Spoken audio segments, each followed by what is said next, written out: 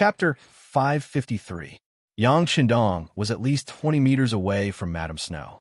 He moved his feet and shot out like a bullet. He came to the side of the bicycle and hugged Madame Snow, who was about to touch the ground. Hiss! That's too fast. Looking at the sixth young master, who was standing in front of him a moment ago, but in the blink of an eye, he was already 20 meters away. Yang Ershuang's eyes were filled with suspicion. He definitely couldn't achieve such speed. However, considering that the young master was a freak, Beta Persei was not the one who called him that. Many guards recognized him as a freak. Yesterday, Yang Qindong finally defeated the 20 guards of the first guard squad by himself. Yang Qindong, who was with the three ladies, seemed to be stronger than before. It was reasonable for him to be so fast in the face of such a freak. Madame Snow thought she would fall to the ground, but now she was in Yang Qindong's warm arms. She could not help blushing. Although they often did some shameful things when there was no one around, and even did it with her sisters, she would still blush in front of outsiders. This was the reservedness of modern women. "Honey, can you teach me how to ride a bicycle?" Madame Snow asked, trying to suppress her shyness. She did not know why she was so bold. However, she did not consider that the bicycle was newly made. It was probably the first time that Yang Qindong had seen it. Madame Snow did not care about that. In her eyes, Yang Qindong was omnipotent. She believed that he would not let her down. As expected, Yang Qindong nodded. First, he helped Madame Snow to stand up. Then, he reached out to lift up the bicycle. He stepped on the leather seat with his right leg. After feeling it for a while, he exerted force on his foot. Then, the bicycle slowly moved forward under his command. Riding on the bicycle, while feeling the performance of the bicycle, Yang Qindong said aloud, "This is a men's 28 bicycle. The frame is too high and is not suitable for girls to ride. In the future, if you want to ride it, I can arrange for them to make a smaller one for you." Yang Qindong was already very good at riding the bicycle as he spoke. In his previous life, he did not ride the bicycle many times. He did not ride it as much as he did before he became a soldier. However, he had learned how to ride it a long time ago. With the changes in his body, it was a piece of cake. Besides, he could ride planes and tanks easily. This was child's play. Under his manipulation, it didn't take long for him to ride the bicycle with both hands. Compared with other people who would fall down if they gripped the handle too hard, Yang Qindong could ride it so well without holding the handle. This scene instantly made the three ladies admire him. Even the maidservants were trying their best to hold back their screams as their bodies trembled with excitement. The maids who could serve Yang Qindong were happy and unlucky. They were happy because they could often see the sixth young master, the man they admired so many times in their hearts. They were unhappy because they had been with Yang Qindong for a long time. They were always willing to compare other men with him. How could there be any comparison? If they kept going back and forth, other men would naturally not enter their eyes. This would greatly affect their marriage in the future. Of course, these maids had a dream in their hearts. That was to be favored by Yang Qindong one day, even if they could only be his concubine. Just like in some rich families, the maids, especially the beautiful ones, might fly to the branches and become phoenixes. However, for some reason, Yang Qindong never did that. At least, no maids could have such an honor. But it did not matter. If they could not do it now, they could wait. There should be a chance. After riding the bicycle for a while, Yang Qindong found that all the functions of the bicycle were very good. The running in of all the parts was also very smooth. He could not help but feel satisfied and stopped the bicycle elegantly. Seeing this scene, the women's eyes were full of stars. Their admiration was very clear. "Haha, come on, sit on the back seat and try it."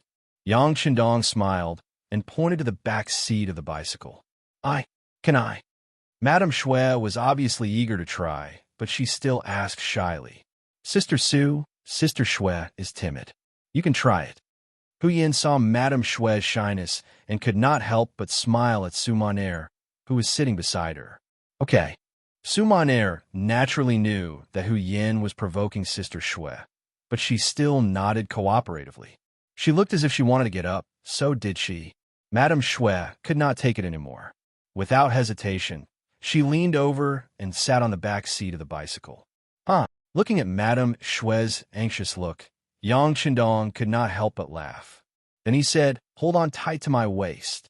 Then the bicycle sped up like a gust of wind, reaching a speed of at least 40 kilometers per hour. Madame Shui, who was sitting on the back seat, could only feel the things in front of her flying backward. She was so excited that she hugged Yang Qindong's waist tightly. She looked happy.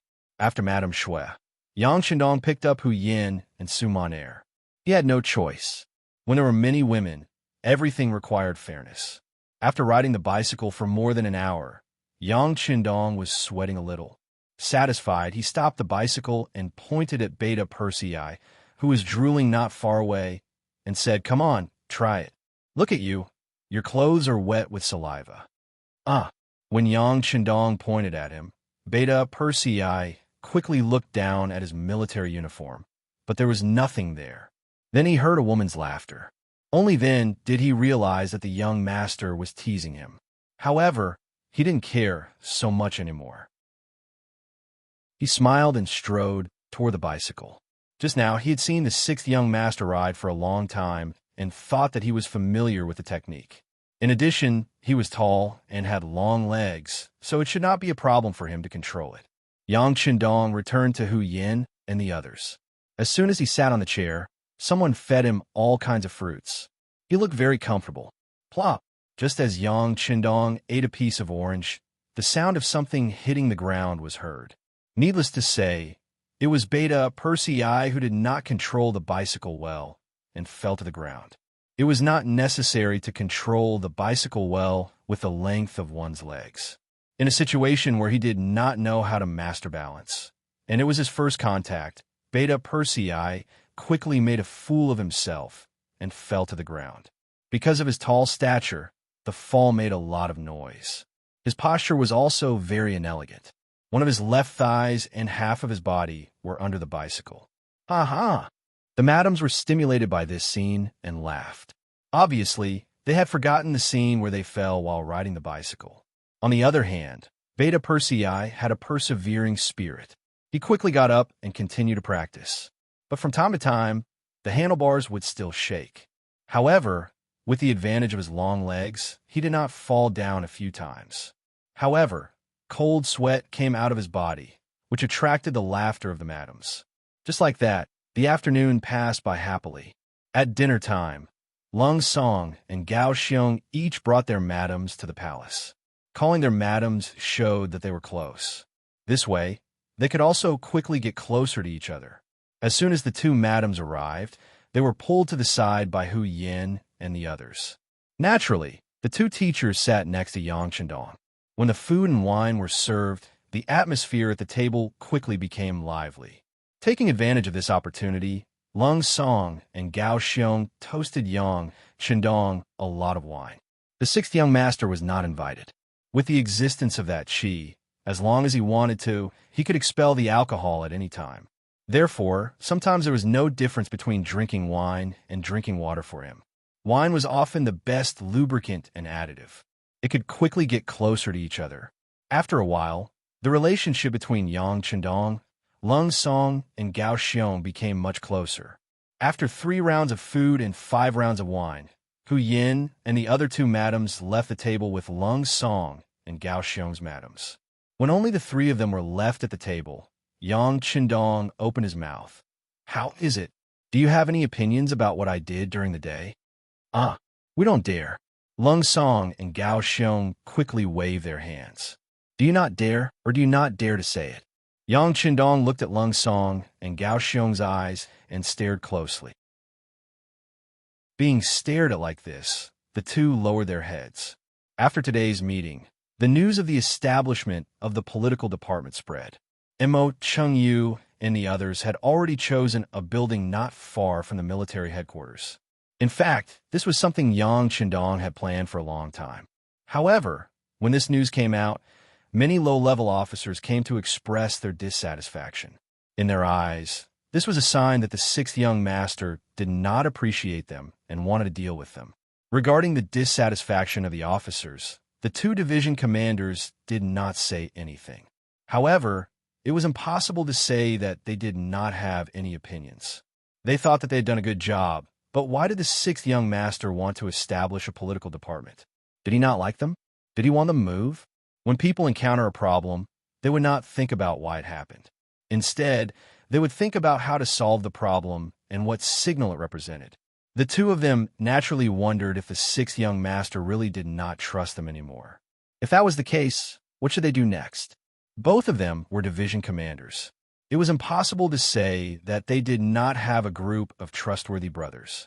Although the soul of the Yang army was Yang Chendong, he did not lead the army for a long time. Therefore, many low-level officers ignored the existence of the sixth young master. If they were to make a move at this time, there would be some forces in the army that would be biased towards them.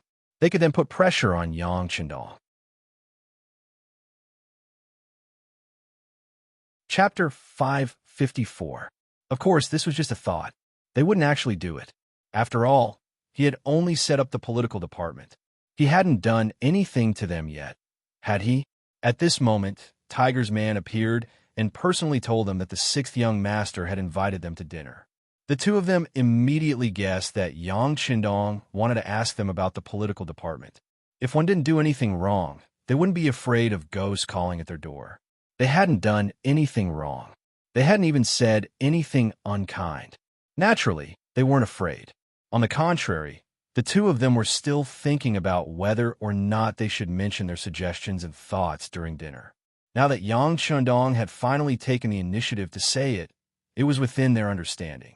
However, when he suddenly asked if they didn't dare to say it, cold sweat poured out of their foreheads. They could feel that Yang Chendong was very serious. However, before they could think of how to answer, Yang Chendong opened his mouth again. This time, he said with a very serious expression, "The two of you are the first batch of people to follow me. You were also chosen by me. I have to say that you too have some ability. However, I still want to say this. If it wasn't for the young master, what would the two of you be doing? Lung Song, are you still wandering the Jianghu, dreaming of becoming a hero? Maybe you could save some people, but maybe you wouldn't even have a corpse left. And you, Gao Xiong, are you still a water bandit? Maybe you've grown stronger, or maybe you've been taken over by others. Who knows?" Yang Chendong brought up their past. This was something they didn't want to face, especially Gao Xiong. He was a water bandit. It wasn't something to be proud of. In the past, when someone brought it up, he would very likely fight with them. However, this matter was brought up by Yang Chendong. He couldn't say anything. After all, what he said was the truth. The two of them stopped talking. Yang Chendong continued, "Now that the two of you are the leaders of a division, I naturally trust you. But do you really have nothing to worry about? I don't know if you've ever thought about it, but if one day someone uses your past as an excuse to attack you and even wants to deal with you, what will you do? Am I covering up for your little problems? Or do you support those people to take you down?" This, Lung Song and Gao Xiong wanted to explain, but no one was perfect. Who could guarantee that they wouldn't make any mistakes and wouldn't have any problems? If someone really did not want to let it go, that small problem could become a big problem. He thought that if that was really the case, not to mention keeping his position, even keeping his life would be a difficult matter. Due to the environment they had grown up in, it was destined that they were innately incompetent when it came to scheming against each other and fighting for power. This was their shortcoming. If someone really wanted to use such methods against them, they would be powerless to fight back. Their expressions kept changing. Yang Chendong saw all of this. He let out a long sigh. "If I say that the establishment of the political department is a form of protection for you, would you believe me? With the existence of the political department, there will be someone to supervise your authority. While you make fewer mistakes, the political department can also share some of the firepower for you. Isn't this the best of both worlds? Moreover, your authority won't be reduced. It's just that there's an extra procedure when promoting officers. But for those officers who are truly capable and perform well, would there be any problems because of an extra check? On the other hand, it's those problematic officers who want to take advantage of others who will have a headache." After Yang Chendong's analysis, Lung Song and Gao Xiong suddenly felt enlightened. Yes, the establishment of the political department had nothing to do with them. As long as they performed well, there wouldn't be any problems. After all, the political department's minister was the sixth young master himself. Since that was the case, what else did they have to worry about? As the saying goes, if one's heart is clean, one's body is full of righteousness. They didn't rely on other methods to be promoted. In fact, as they became division commanders, the first step of promotion could only be decided by Yang Chendong. Since that was the case, what were they worried about? After thinking it through, Lung Song and Gao Xiong's faces were full of shame. Sixth young master, we were wrong. Our thinking was too simple. Yang Chendong could tell that the two sincerely admitted their mistakes. He allowed a long sigh and said, "Don't be afraid of making mistakes. Just don't make them again in the future. Since you know your mistakes, you have to contribute to the establishment of the political department. You have to help when you should. You're all division commanders. You have to show your magnanimity. Do you understand?" Yes, yes. Lung Song and Gao Xiong kept nodding. These words made them understand Yang Chendong's painstaking efforts. Thinking about it, they had been thinking too much. With the sixth young master's influence and power, if he really didn't like them, would he still need to establish a political department to deal with them? He only needed to say a few words and give a few instructions. The knot in the hearts of the two division commanders was untied. As long as they didn't panic, they would even tell the other junior officers what he said. A truly knowledgeable person would know what to do. With the internal situation stabilized, Yang Chendong could finally rest assured. As for the establishment of the political department, not to mention that some of the officers were already showing signs of arrogance. Even if they weren't, it would still be established. If the power wasn't distributed, it would be too centralized. Once there was a problem, it would be a headache to solve. Since that was the case, it was better to nip everything in the bud. With these words, plus the fact that he invited the two division commanders and their wives to the palace for the banquet tonight, there shouldn't be a problem in stabilizing the morale of the army. Once the army was stable, it would naturally be able to display its greatest strength in the war. This was also what Yang Chendong was concerned about. Sure enough, the next morning, after Lung Song and Gao Xiong went to the military headquarters and talked to some of the officers of the regiment, battalion, and even company level, the establishment of the political department was no longer hindered by anyone. On the contrary, there were many people who came to show their goodwill and help. This showed the new situation of the military and government being one family. In the blink of an eye, 3 days had passed. When a new morning arrived, Yang Chendong changed into the marshal's uniform. Under the reluctant gaze of the three wives. Of course, the three wives were separated from their husbands on the bed. They couldn't get out of bed after a night of torment. They only wanted to satisfy Yang Chendong. They also wanted a child, so naturally they were willing to do so. Yang Chendong strode out of the palace. The first Shang dynasty was the first unified dynasty on Ryukyu Island. Its official name was the Shang dynasty. In order to distinguish it from the second Shang dynasty, it was usually called the first Shang dynasty.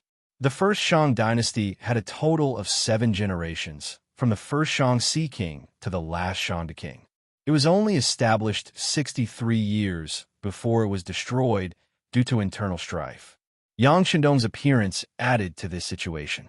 Of course, he didn't feel the slightest bit of guilt towards the destruction of a country other than the foreign races.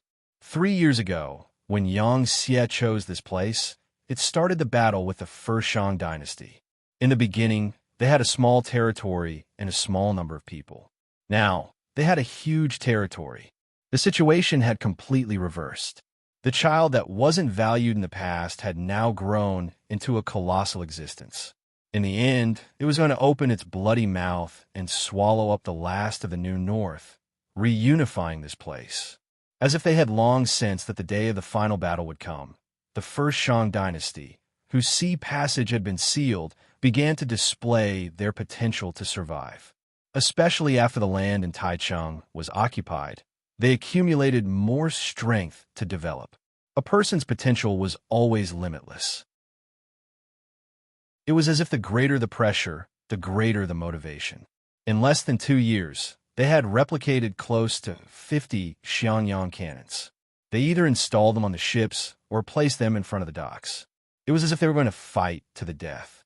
On land, not only did they replicate some of the lower-grade guns, they also dug countless trenches in the hundreds of acres of land that led to the new north from Taichung. These trenches were intertwined, and because of the terrain, there were high and low trenches. Soldiers armed with guns, bows and arrows, as well as swords and spears, were lying in ambush here. If the mercenaries really barged in and entered this chaotic trench, the advanced firearms in their hands would be greatly suppressed. They would even have to choose to engage in close combat, and the losses would be immeasurable. There were more than 200 large and small warships waiting at the docks. On the shore, there were better protected cannons that could shoot for a mile as support. In addition, the entrance to Keelung Port was originally a little narrow, making it easy to defend but hard to attack. On land, there were intertwined trenches that were like the blood vessels in the human body. It was like a natural moat that prevented the mercenaries from attacking from long range. At this moment, the first Shang dynasty was like a turtle, shrinking its body into a sturdy shell, giving off a feeling that it was impossible to bite and eat. Ever since Yang Qindong left the palace and met up with the Army Division Commander Lung Song, the situation in this area had been continuously reported to him. Actually, this wasn't anything new. When he first came to Chichen City and understood the situation, he had already received the relevant reports. While he was sighing at the first Shang dynasty's defense, Yang Qindong was also thinking of a military attack strategy. All of this information made one feel that the docks should be easier to attack. After all, the Yang family Navy's warships were equipped with long-range and highly destructive cannons. The furthest attack range could reach 20-plus kilometers. It was much more advanced than the primitive Shenyang cannons that could only shoot iron balls.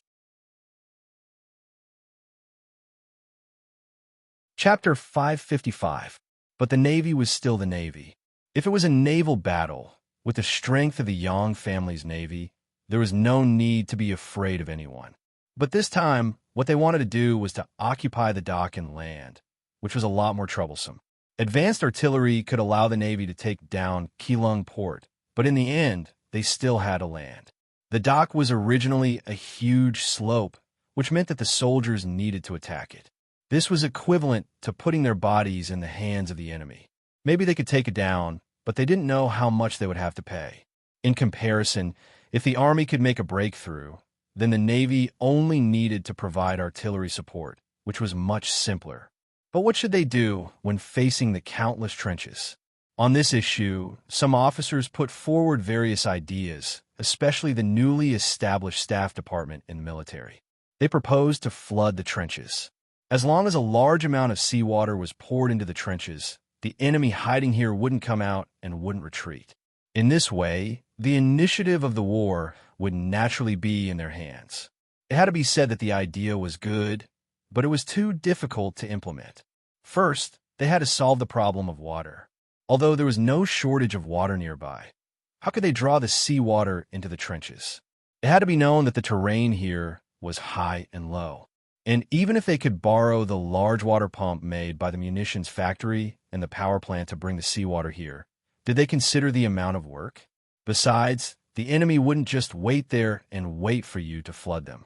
Wouldn't they find a way to drain the water away? In the end, they really didn't know when to stop. Some also said that they could use grenades to open the way and blow up the trenches. This method was not feasible. First, they didn't know where the enemy was. If there were no enemies, wouldn't it be a waste of grenades to blow up the trenches? The number of grenades needed to cover a few hundred acres of land was too large. Second, if you just blew up a trench and thought it was safe, but the enemy moved here in time, wouldn't it be suicide to rush in without any preparation?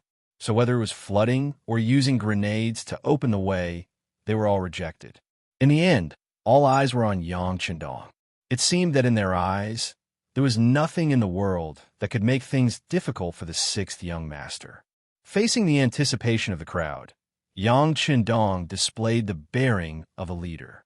His face was full of confidence, as if he was telling everyone that none of this was a problem. As for how he was going to solve it, he never said. Now that Yang Qindong had finally arrived at the front line and could already see the crisscrossing trenches in the distance, Lung Song and the other army officers once again placed their expectant gazes on Yang Qindong. Today's weather is good, very good. Yang Qindong didn't seem to notice that everyone was looking at him. Instead, he looked up at the sky and seemed to be in a good mood. Among the officers who didn't know why the sixth young master said this, some of the more impatient ones couldn't help but ask for a solution. But Yang Qindong's voice was a step ahead of the others. What's the rush? Didn't we agree that the attack will officially start at 9 o'clock? Just let the soldiers conserve their energy.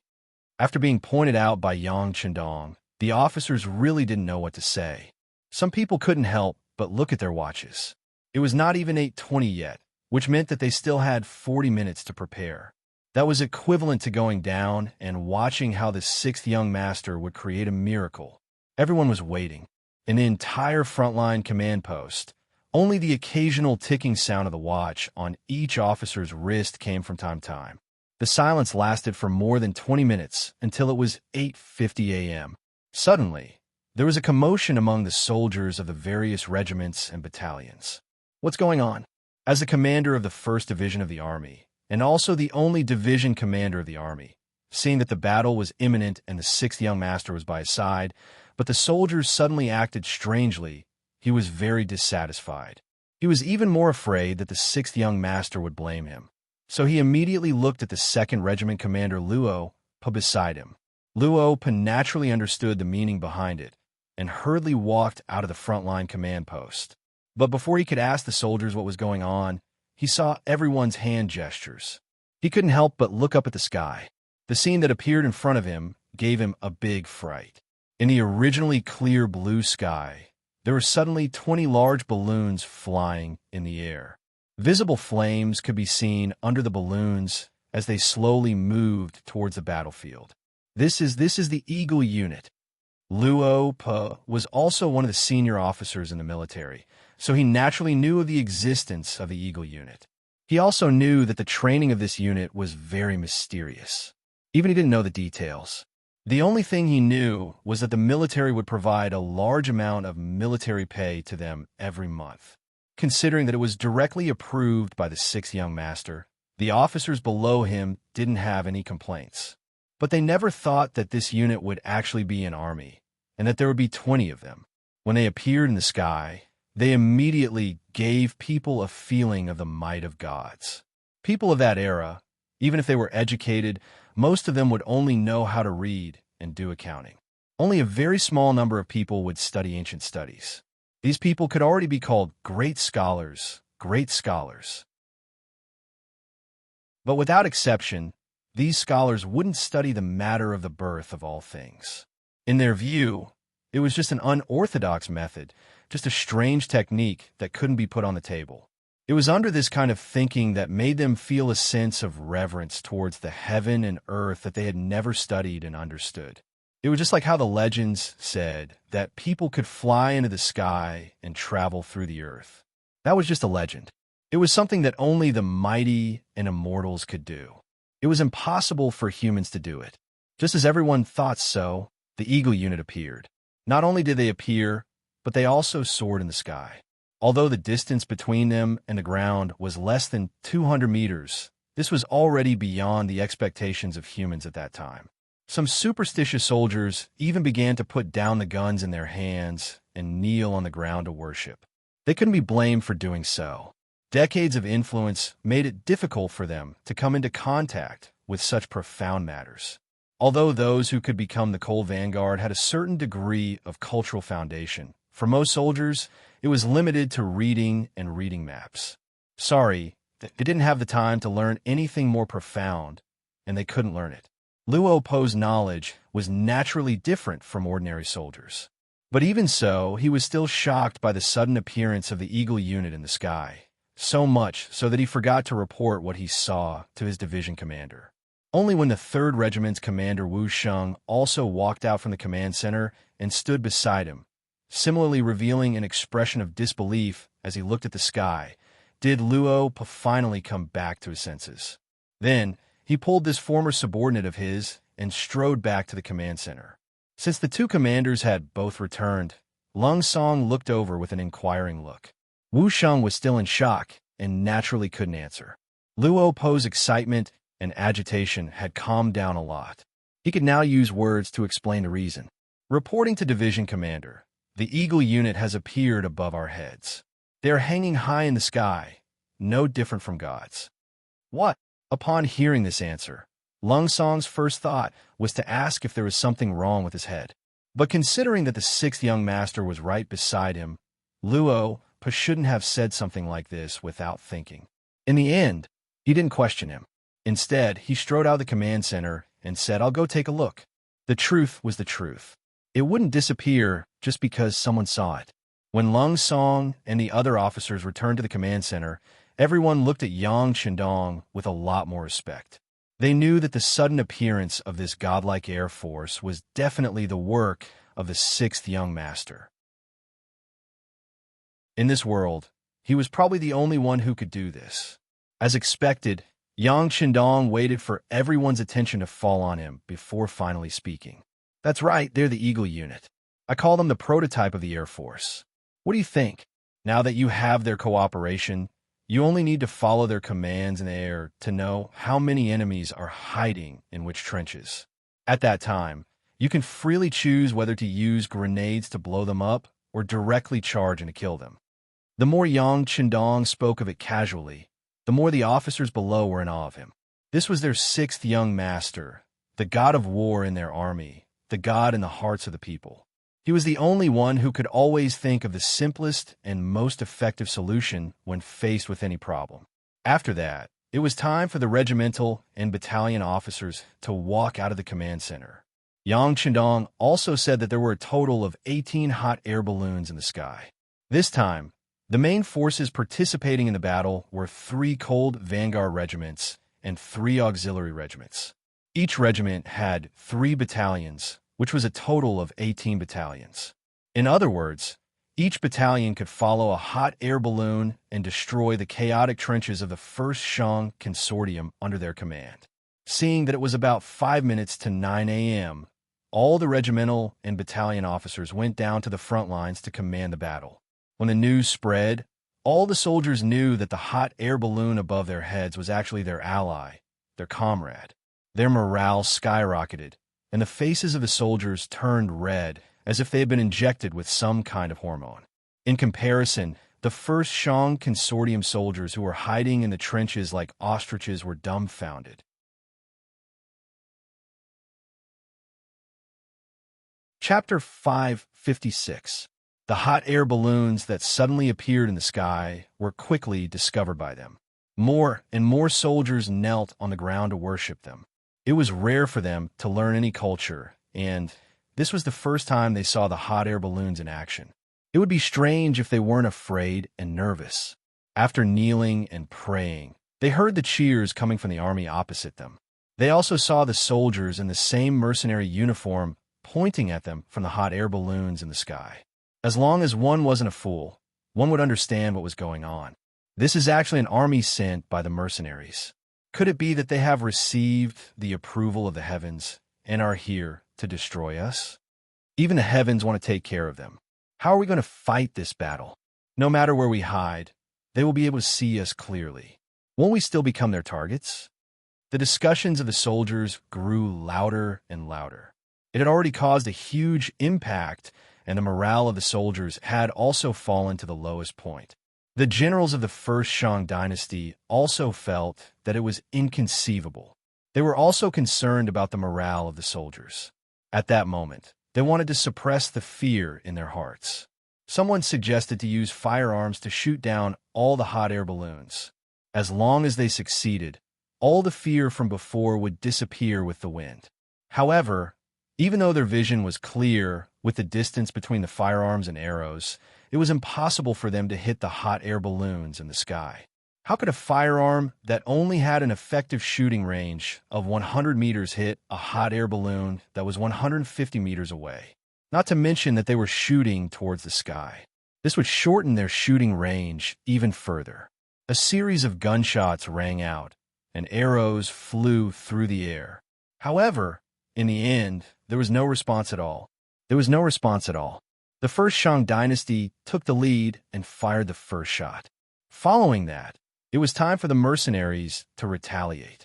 Under the command of the hot air balloons, the locations of the enemies and the number of enemies were all exposed clearly. If there were more enemies in a trench, they should throw grenades. If there were only 2 or 3 enemies in a trench, they could directly rush in and fight with bayonets. If there were trenches that were just for show, but in fact there were no enemies and they could be directly occupied, etc. The mercenaries were like tigers that had grown wings as they advanced step by step in an orderly manner. From time to time, there would be the sound of grenades and gunshots. Originally, he thought that with the protection of these trenches, even if he couldn't defeat the mercenaries, he could at least fight them to a standstill. But because of the sudden addition of the hot air balloons, everything they had prepared seemed so laughable. In just 3 hours, over 100 trenches were occupied and close to 10,000 Shang clan soldiers were killed or captured. This godlike speed of attack had completely messed up the Shang army's deployment. As they retreated again and again, the morale of the army was shaken. Some of the soldiers who didn't want to die began to retreat. They became deserters, throwing down their weapons and fleeing to the rear. Some even hung up white flags in the trenches and surrendered as captives. This was like a spreading plague, and the morale of the Shang clan army was slowly crumbling. Then, like a dam bursting, the morale of the Shang clan army became like a vast ocean. The defense of the trenches, which had been prepared for years, was broken in just 6 hours. Even Yang Qindong, who had been prepared for this, was surprised by this speed. Of course, Yang Qindong had neglected the reverence and fear people had for the heavens and earth. Actually, from the moment the hot air balloons appeared, the morale of the Shang clan army was already broken. It was only a matter of time before they lost. To be able to lose so quickly, it was mostly because they felt that the mercenaries were blessed by the heavens and earth. Then, wouldn't it be disrespectful to the heavens and earth to fight against them? The speed of the army's attack was so fast that it was beyond the imagination of both parties. Outside the Keelung port, the Navy also launched their attack at 9 a.m. The difference between the Navy and the Army was that under the command of Division Commander Gao Xiong, the Navy launched a merciless artillery attack. They didn't seem to have any intention of entering the port. When they were still 3 kilometers away, the cannons rained down on them as though they didn't cost anything. This greatly disappointed the Shang clan soldiers who were prepared to clash with the enemy. Among these 200-plus ships, there were some that were not bad. They weren't small and were worth quite a lot. To them, this was a bait. Whoever saw such a good ship wouldn't want to let it go easily and would want to use it for themselves. If they had such thoughts, they would have to engage in close combat. If that was the case, the Xiangyang cannons could be used to attack from a distance of 1 li away. Perhaps they might even be able to fight to a stalemate. But who would have thought that the enemy didn't have the slightest intention of taking advantage of them? Cannonballs fell like rain, smashing into the harbor and sinking countless ships. They also smashed into the harbor, sending the Xiangyang cannons standing there flying into the air. Don't be nervous, don't be afraid. They will eventually come ashore. When that time comes, it will be time for us to retaliate. The Shang clan generals who were guarding the port still held onto a trace of hope. He believed that the mercenaries weren't here to destroy the ships, but to occupy the port. Since they wanted to occupy the port, they had to launch a wave attack. As long as the army could make use of the crisscrossing trenches to block the mercenaries, they would have a chance to turn the tables. Unfortunately, this Shang clan general was destined to be disappointed, because the army that he had high hopes for had actually failed before them. Not only did 30,000 of the 50,000 soldiers surrender, thousands of them died in battle. The remaining 10,000-plus soldiers had already been lost in Sinzu, Ilan, and other places and retreated back to the New North Prefecture. It seemed that only by returning to the high city with walls around them, they would be safer. By the time the news of the army's defeat reached the port, it was already noon of the second day. When a general who was guarding the port heard the news of the army's defeat despite the risk of being killed by the artillery shells, he let out a long sigh and led the soldiers who were hidden in various places to retreat back to New North City. At this point, in just 2 days, the Shang clan's external defenses had failed, and they had all retreated back to the New North Prefecture. Because of this, their military strength had reached 80,000 men. By the time the army of mercenaries arrived at the New North Prefecture, they saw the tightly shut city gates of the 6 cities. Quickly surround this place. At the same time, clear out any hidden threats and enemies. Kill those who don't surrender. Lung Song, the commander of the 1st Division of the Lung Vanguard Army, gave the order, and thousands of soldiers started to get busy. On the 4th day of the war, Jilung Port changed hands. After clearing out all the obstacles, the Navy's ships finally entered and aimed their cannons at the New North Prefecture. The range of the cannons here was enough to reach the New North Prefecture. On the 5th day of the war, Yang Qindong leisurely arrived at the New North Prefecture. Since there were 6 city gates here, it could be seen that this was a big city. He didn't want such a big city to be destroyed by artillery shells. Yang Qindong pointed forward and said majestically, "Department Head Yang, the rest is up to you." Department Head Yang Qindong, Yang Shan, was originally the assistant minister of the Ming Dynasty's Ministry of Rights. During the Tumu Castle incident, he was saved by Yang Qindong and followed Zhu Qizhen to Nanjing. After the Southern Ming Dynasty was established in Yingtian Prefecture, he was appointed as the left assistant minister of the Ministry of Rights. However, because he offended Minister Lu De, he had no choice but to go to Beiming and was saved by Yang Qindong.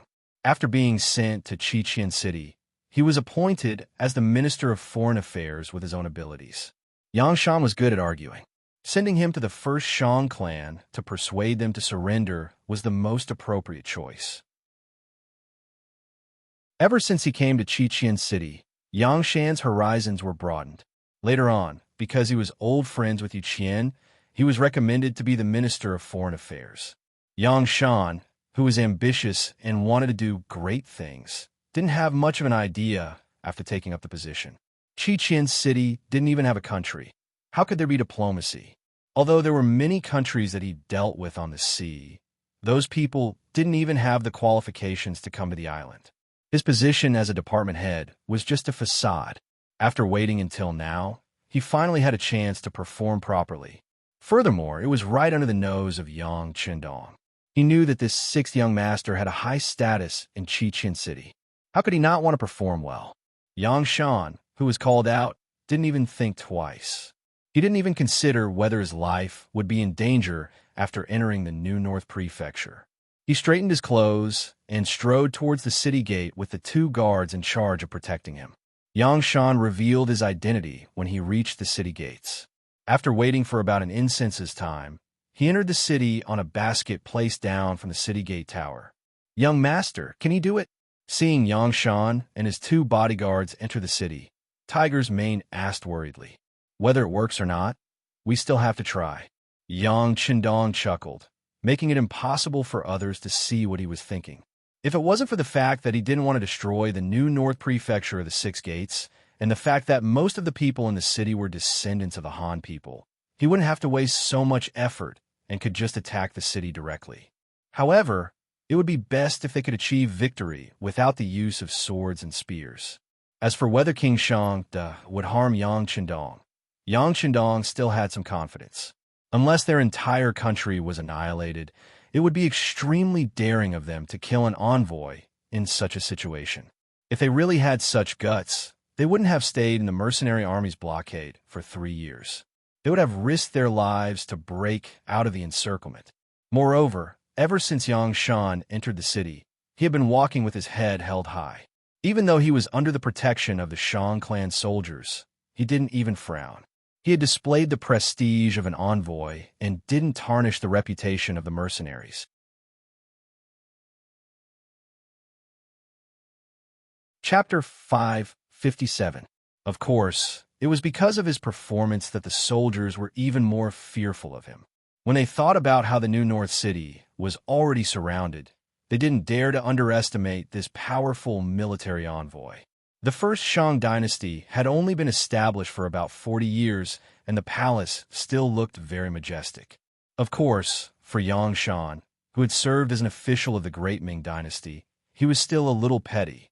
Therefore, along the way, he looked straight ahead, and his footsteps were steady, giving people a sense of confidence. Yang Shan was not the only one. Even the two Long Feng beside him had sharp eyes. They were not affected by the environment at all, and showed no signs of fear. In fact, these two men were also people who had been through a bloody battle. This time, they came with the mentality of win or die trying. They had already tied quite a number of explosives on their bodies. If things didn't go well, they would be able to detonate them with a pull. It was because of the strength of the three that the soldiers of the first Shang dynasty couldn't even search them. Using Yang Shan's words, what they did was an insult to the mercenaries. That was a heinous crime. Then, there was no need to talk, and they should just fight. Compared to the upper echelons of the first Shang dynasty, the soldiers only wanted to live. In their eyes, even if they won the war and survived, it didn't mean that they were living a better life than others. After all, in this era, soldiers belonged to the lower class and were rarely looked up to. With such thoughts, they naturally hoped that they could resolve the crisis in front of them through negotiation. Not to mention, many of them had heard through various channels that the commoners who had joined the mercenaries were living a much better life than them. Each of them had their own fields or jobs, so their lives were worry-free and they could even save a lot of money. That was the life that they wanted to live. They successfully arrived at the main hall of the palace. At this moment, all the officials of the first Shang dynasty were gathered here. Even the king, Shangde, was sitting high up. When Shangde succeeded the throne, he was only 9 years old. Now he was only 13 years old. Moreover, he had been besieged since 3 years ago. His territory had gradually shrunk, causing him to live in anxiety and apprehension every day. Looking from afar, although he was sitting high on the dragon throne, his face was pale and his condition was not good. Crimson City's foreign minister, Yang Shan, greets your majesty the king. When they were still a dozen or so meters away from the dragon throne, Yang Shan stood still and spoke. However, he didn't bend his body in any way to express his transcendent status. Yang Shan didn't bow. Many officials of the first Shang dynasty saw this, but they didn't express anything. Compared to such unnecessary etiquette, they valued their own rights more. What would happen if the battle continued? What would happen if he surrendered? When it came to patriotism, perhaps it was more of a matter for ordinary people. As people who benefited from it, of course, they would do whatever they could. Anyway, they wouldn't be able to become a king. So who would they keep their chastity for? All the officials didn't speak. Although the young king, Shangde, was unhappy, he didn't say anything about this matter. In comparison, he was also concerned about his own safety. After all, he was still a young man, and he didn't want to die. Department head Yang, may I know what you have for me this time? Shangde personally went up to speak. Just from this point alone, it could be seen that the first Shang dynasty was already in a mess. Otherwise, there were some things that didn't require the king to personally go up to the front lines. Once he said something wrong, wouldn't there be no way to turn things around? Yang Shan saw everything. After being an official for dozens of years, although his other abilities weren't outstanding in terms of observation, he was much better than the officials from the Ministry of Rights. When he saw that it was the king of a country who went up to the front lines, he had a plan in his heart. When he spoke again, he was full of confidence. Your Majesty the King, this time, I am here to rescue all of you. Right now, the mercenary army is extremely powerful and the soldiers are all elite. Their morale is high and their weapons are advanced. They have already surrounded the New North Prefecture.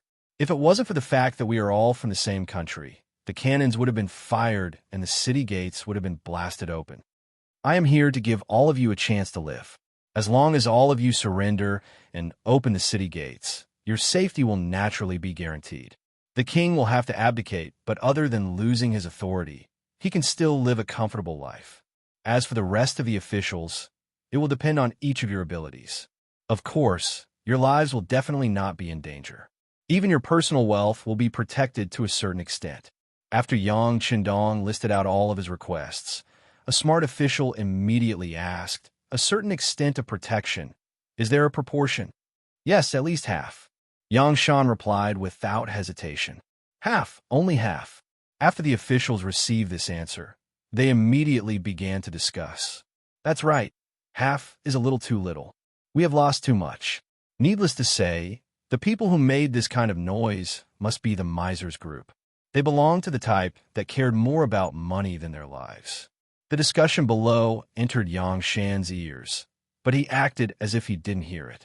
He first listened quietly. When these people were almost done talking, he coughed lightly and continued, You haven't contacted the outside world for so long. I'm afraid you all still don't know what has happened, right? Speaking of which, ever since Yang Xie occupied Qiqian City, he had completely sealed off the entire Ryukyu Island from the outside world. In total, it had been more than 3 years. These officials had indeed not received any news from the outside world for a long time.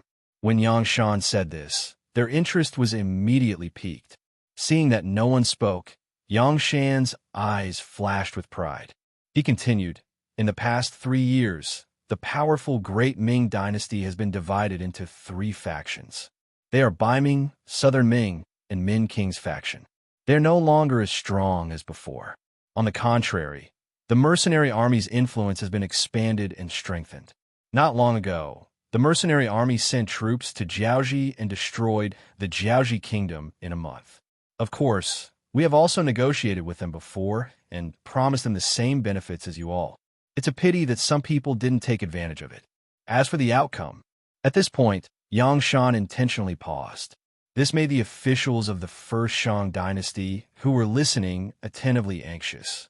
Someone couldn't help but ask, What happened? Could it be that they were all killed?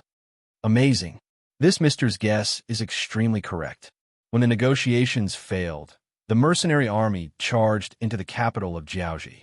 They killed their way into the big cities of Jiaoji. Those officials who didn't choose to surrender were all exterminated. Even the king of Jiaoji, Li Li, and the crown prince, Li Yuanlong, were faced with a situation where only one of them could survive.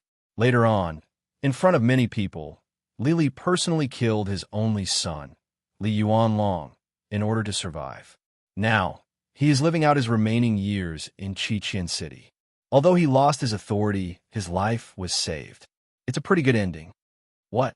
Hearing Yang Shan say that Jiaoji was destroyed, all the officials were killed, and even the king of Lili had no choice but to kill his only son in order to survive, all the officials of Shang dynasty who were present couldn't help but be shocked. The strength of little Ryukyu Island was limited. It had faced various dangers in different eras.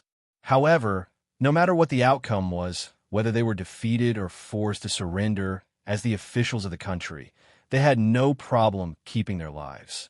After all, no matter who occupied this place, someone had to take care of it. As the natives of this place, no one knew the situation better than them, right? However, who would have thought that the mercenary army would really kill when they attacked? Even the king of Li, who was known to be vicious and merciless, didn't let him off. Didn't that mean that if they didn't surrender, only death would await them? The officials felt a chill in their hearts. Some of the smarter ones were already considering if they should choose to surrender. After all, they had already experienced the firepower of the mercenary army. Didn't they see how their impregnable defense was flattened in less than 2 days? They wouldn't be able to gain any advantage if they really fought with such an opponent. As the officials were calculating in their hearts, the young King Shang was also calculating in his heart. He had to admit that when he heard that Li Li was willing to kill his only son in order to survive, he was really afraid. As the king of a country, Shangda had never truly enjoyed a day of happiness and high status since he took office. He was young to begin with, and his father had passed away in a hurry. He was the type of person who was appointed in the face of danger. This meant that everything had already begun before he was prepared.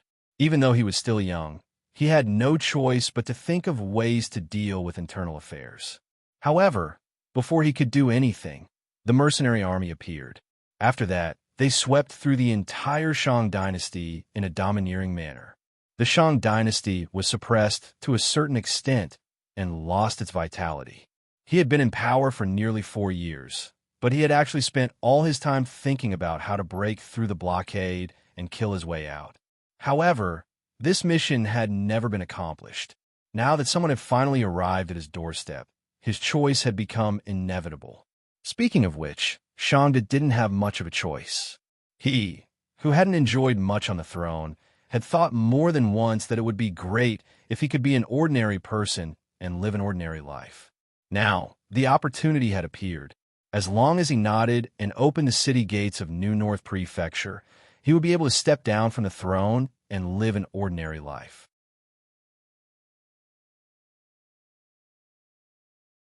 Chapter 558. In other words, he could bear the worst result. Therefore, he did not have any resistance to surrendering. However, he still could not stand Yang Shan's aggressiveness. Even if Yang Shan wanted them to surrender, shouldn't he at least have a good talk? Why did he have to be so aggressive right from the start? With a hint of anger, Shangda asked Yang Shan in a voice that was still young and hadn't reached puberty. "Emissary, what if we don't surrender? Have you thought about it? No matter if we live or die in the future, you, who appeared here, will definitely be the first to die. Aren't you afraid of death?" The young Shangda actually threatened Yang Shan. When the officials heard this, many of them panicked. They didn't want to die. If they really killed Yang Shan, it would be tantamount to forcing the mercenaries to become mortal enemies with them. If that was the case, no one present would have a good life. The officials were all panicking. They almost shouted out to stop their King Shangda. In reality, this kind of thing had been done many times in the past 4 years. For their own benefit, these officials had always been able to band together and force the young King Shang to give in. This time, they were prepared to repeat the same story. But before these officials could speak, Yang Shan had already started laughing loudly. After a round of laughter, he suddenly pointed at the high and mighty King Shangda and said, "Of course, everyone is afraid of death. But if my death can cause so many to die with me, it will be worth it." Swoosh! Just as Yang Shan finished speaking, the 2 followers of Lung Feng behind him had already pulled off the buttons on their outer robes, revealing the densely packed detonators wrapped around their waists. "What is that?" The sudden change in the situation caused everyone to exclaim in surprise. Some of the more knowledgeable officials couldn't help but exclaim, "That looks like something made of gunpowder." "You are indeed knowledgeable." Yang Shan nodded his head towards the minister, who spoke with a look of admiration. Then, he looked at the other ministers and introduced the item as if he was a salesman promoting his goods. "This item is called a detonator. It's a new explosive that our mercenary army has developed." After saying this, he raised his head to look at the palace. Then, he nodded and muttered to himself, "If everything is normal, these detonators should be able to completely collapse this palace." Hearing that these lightning tubes were actually so powerful, all of the officials' faces changed. Although some of them didn't think that the power of this thing was as strong as Yang Shan said, they didn't dare to gamble. They were all standing here. If it really was as Yang Shan said, wouldn't it mean that their lives would be in danger? Your Majesty, we can't defeat the mercenaries. Let's just surrender." "That's right, Your Majesty." A real man knows when to stretch and when to shrink. Let's lower our heads for now and in the future. When the courtier reached this point, he couldn't even continue his lie. If the kingdom was destroyed, the king would be placed under house arrest. What future would there be? Many officials started to plead for leniency. Without exception, they all expressed the same attitude, which was that they absolutely could not become enemies with the mercenaries, and even more so, they could not harm Yang Shan. Some of the ministers who held military power had already thought it through. If the king insisted on doing things his way, they could only use their power to restrain him first. The high and mighty Shang couldn't help but shake his head when he saw the reactions of the courtiers below. Although all of this was within his expectations, just like in the past 4 years, whenever there was a threat to their interests, these people would advise him with the big picture in mind. They were eating the salary of the kingdom and enjoying the benefits and power that came with being in a high position. However, when the king was in danger, none of them thought for the kingdom. Instead, they were still plotting their own schemes. Shangda was completely disappointed in them. Among these courtiers, there wasn't even one who was as fearless as Yang Shan. What future did a kingdom like this have? Even if there weren't any mercenaries, the kingdom wouldn't last long. Since that was the case, forget it. If they wanted to surrender, so be it. After all, he didn't want to be the king anymore. Under the pleading of the courtiers, Shangda finally made the decision to surrender. Then they put down their weapons and opened the city gates. The mercenaries entered the city and took over. All the courtiers, including Shangda himself, were waiting in their own residences, waiting for their fate to judge them. Yang Shan completed his mission of persuasion and walked out of the New North mansion in high spirits. Countless mercenaries and auxiliary soldiers entered the mansion in exchange for him. Not bad, well done. Yang Qindong patted Yang Shan's shoulder with a satisfied expression. Next, you will be in charge of taking over the courtiers here. Those who have committed heinous crimes must not be let off. As for those courtiers and merchants who still have a conscience, just confiscate half of their assets. Yes, your majesty knows what to do. Yang Shan nodded his head respectfully. If one wanted to be looked up to and respected by others, then one needed to display one's capabilities. This was a good opportunity to do so. After handing over the task to Yang Qindong, he walked towards a New North prefecture under the protection and escort of the 1st and 2nd guards. In his previous life, he had been here before, but at this moment, there weren't any tall buildings like in his previous life. Even the most prosperous streets of the New North prefecture still gave off a filthy feeling. As he walked, he finally arrived at the palace and saw the last king of the Shang dynasty, Shangda. King Shangda, who had been waiting here for a long time, knelt on the ground when he saw Yang Qindong and the rest, looking very obedient.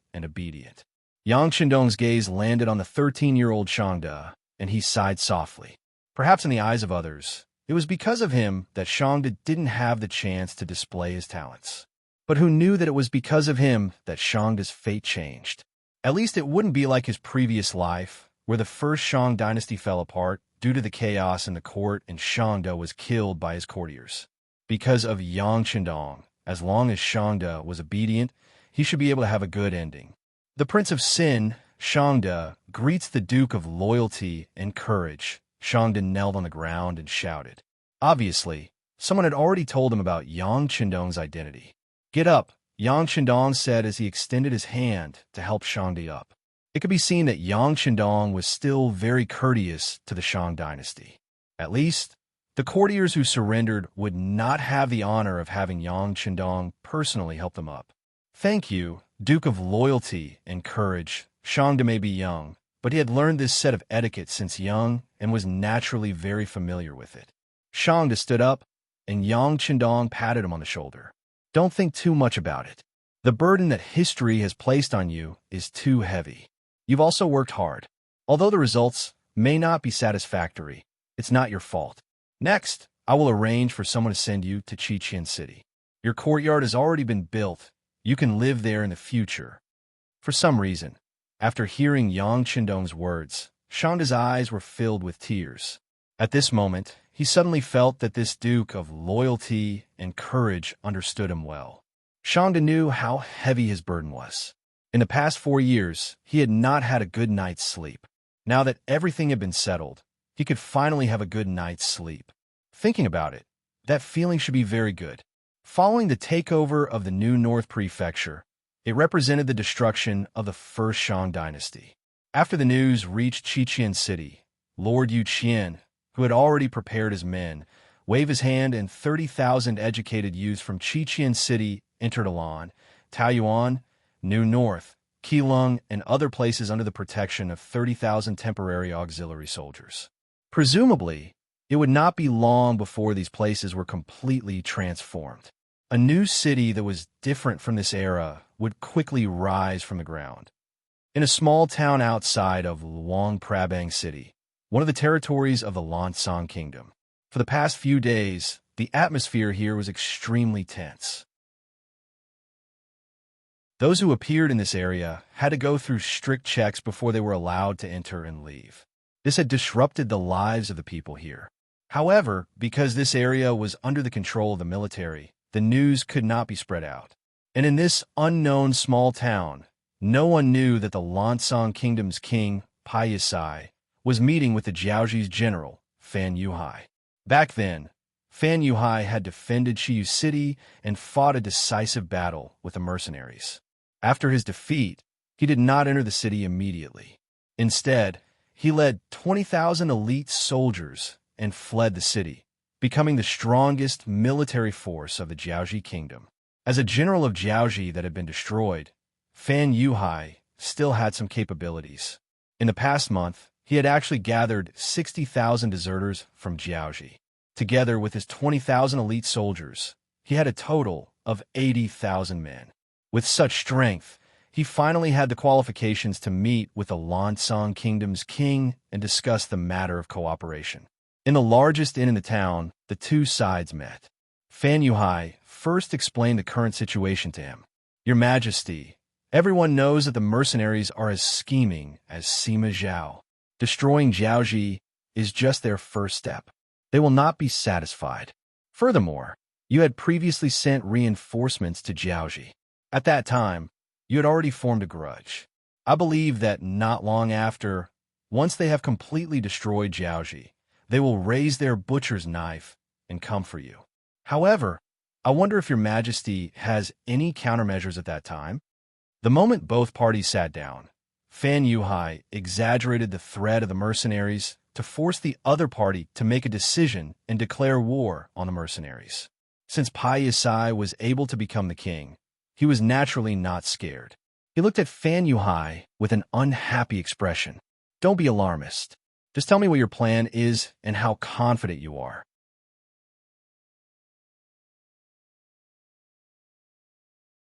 Chapter 559. All right. Fan Yuhai nodded. He had no choice but to bring out something useful at this moment. He took out a military map that belonged to the Jiaoji kingdom and said, "Your Majesty, the mercenaries seem to be in control of the situation in Jiaoji, but in reality, they don't have a stable footing. Many of the prefectures only submit on the surface. Due to the limited number of mercenaries, the ones managing them are mostly the Jiaoji mercenaries led by Hongjin. These people basically don't have much combat strength. As long as our army arrives, it'll be easy for them to open the gates and surrender. I'm 90% confident in this." Fan Yuhai paused for a moment. When he saw Paisai nodding in satisfaction, he continued, "With this, we can conquer most of Jiaoji without shedding a single drop of blood. The only troublesome places are the capital, Hanoi City, and Shiyu City. However, there aren't many mercenaries stationed here. I've already sent people to investigate. There are only 30 cold fronters, 800 auxiliary soldiers, and less than 2,000 temporary auxiliary soldiers. As long as we use the right method, the probability of eliminating them is at least 80%. "The right method? What kind of method?" King Paisai asked curiously. "Your Majesty, you should know that Hanoi City is currently selling all kinds of goods through trade, right? Then, as long as we dress up as a group of merchants and enter Hanoi Prefecture first, we can take them by surprise and kill them. How can a mere 2,000 mercenaries be a match for us? When that happens, not only can we eliminate them, we can also obtain the most advanced firearms in their hands. After studying them, why can't we have an elite army with advanced firearms? If he could master these guns, he would have the ability to face the mercenary army head-on. Not to mention, we also have other methods to prevent them from attacking us." Seeing how confident Fan Yuhai was, Paisai was tempted. "What other methods are there?" "Your Majesty, when the mercenaries first entered Jiaoji, they tried to confuse us with negotiations. For that, we paid the price of 20,000 Han civilians and delayed the war by 10 days. I have never understood this matter. Could it be that the mercenaries really care about the lives of the Han people? In fact, when I sent someone to investigate, the news that came back confirmed my thoughts. In every city of Jiaoji that was conquered, the status of the Han people there became much higher. Is there such a thing?" It was the first time Paisai had heard of this. Of course, this did not mean that their intelligence agencies were blind and deaf. It was just that in that era, the people in power value their own interests more. How many people took the common people seriously? If they didn't pay attention to it, naturally, even if there was such information, it would be automatically blocked by their subordinates. Is this true? Fan Yuhai nodded heavily before revealing a strange smile. Your Majesty, think about it. If we take down Jiaoji first and control the Han people there, when the main force of the mercenaries arrives, we push these Han people out. At that time, what will the mercenaries choose to do? Those are the people they painstakingly saved. Are they going to kill 100 of them just like that? They will feel heartache. But if they don't kill them, the initiative of the war will fall into our hands. When that time comes, the entire Jiaoji will become one of the territories of the Lansang Kingdom. You, the great King Pai Yisai, will become the most dazzling person and forever be recorded in the annals of history. Fan Yuhai's words were extremely bewitching. At this moment, King Pai Yisai couldn't help but nod his head. The Lansang Kingdom's territory was too small. Even though Pai Yisai believed that he wouldn't lose to anyone in terms of ruling a country, he was ultimately unable to expand because of the territory. Now that Jiaoji had become an ownerless object, it would belong to whoever took it. Why didn't he have the right to take it by force? While Pai Yisai was still weighing the benefits in his heart, Fan Yuhai, who was sitting opposite him, opened his mouth again. Your Majesty, there are countless businesses in gold and silver in Hanoi City. Those are all very compact goods. They belong to the kind that is priceless. There was even a Yang family bank established there. It was said that there was a mountain of gold and silver in there. If one could occupy that place, one would be able to gain a lot of wealth. With money, one would be able to recruit soldiers and buy horses. After becoming strong, it would not be impossible for one to send troops to the Ming dynasty. There is a good saying among the Han people. It is better to have the guts than to be a king. Hearing this, Pai Yisai's eyes lit up. What Fan Yuhai said was indeed a dream of his. The reason why the Ming dynasty was strong was not because their military was strong, nor was it because their governance was good. It was nothing more than occupying a large territory. Pai Yisai had even thought more than once that if he was the emperor there, he would definitely do better than the Ming dynasty emperor. All he lacked was an opportunity to show his talent. But now, after hearing what Fan Yuhai said, it seemed that his great dream could be realized. How could it not make Pai Yisai restless? Previously, his general, Seihai, came to report that His Majesty the King would finally meet Fan Yuhai. He did not take it seriously. But this time, after thinking about it, he came to see him. After meeting him, he found that this person was really a great talent. At least, he had a much better vision than the generals in his country. Thinking that Fan Yuhai was a famous general, he could not help but want to recruit him. General Fan, I wonder if you can come to my Lansang Kingdom. You can rest assured that once you come here, I will give you the position of general. The soldiers of the entire Lansang Kingdom will be at your disposal. How about it? Pai Yisai cherished talent and wanted to recruit Fan Yuhai. He even did not hesitate to entrust him with important tasks. In his opinion, his power and Fan Yuhai's talent were the best combination. Thank you, Your Majesty the King. In the face of Pai Yisai's recruitment, Fan Yuhai accepted with a smile. Then, there was a burst of laughter in the room. Then, the two sides carried out in-depth discussions on specific plans. For example, the matter of attacking Hanoi City first, how to use the terrain to defeat the mercenaries during the attack, the formation of the inspection team, the forging of iron shields, and so on. In a word, they had to use up all the bullets of the mercenaries. Pai Yisai left with a satisfied face. The two sides agreed to take action after a month. The reason why they chose this time was because they needed to constantly send spies to Hanoi City to cooperate with the mercenaries. And this required time to operate. In the room, a black shadow walked out from the dark. This person was not tall and had a very ordinary appearance. However, his eyes flashed with light, giving people a very dangerous feeling. General, why did you agree to join the Lansang Kingdom? As soon as this person appeared, he revealed a trace of murderous intent. Even when he looked at Fan Yuhai, his eyes were also in a state of interrogation. Sigh. Fan Yuhai sighed, knowing that he had been misunderstood. He hurriedly explained, "Brother Min, you've misunderstood. Why would I want to join the Lansang Kingdom? Isn't this to reduce the other party's vigilance? You know that I have received the favor of King Li Li. Even if I die, I will be a citizen of Jiaoji. This will not change." The person called Brother Min was full name Li Min. He was the adopted son of King Li Li of Jiaoji. It was said that he was picked up from the deep mountains and forests when he was hunting. This person had been with beasts since young. When he was first seen, he was still drinking wolf milk. Such a person with a wild heart was given special training after being adopted by Li Li. He was very powerful.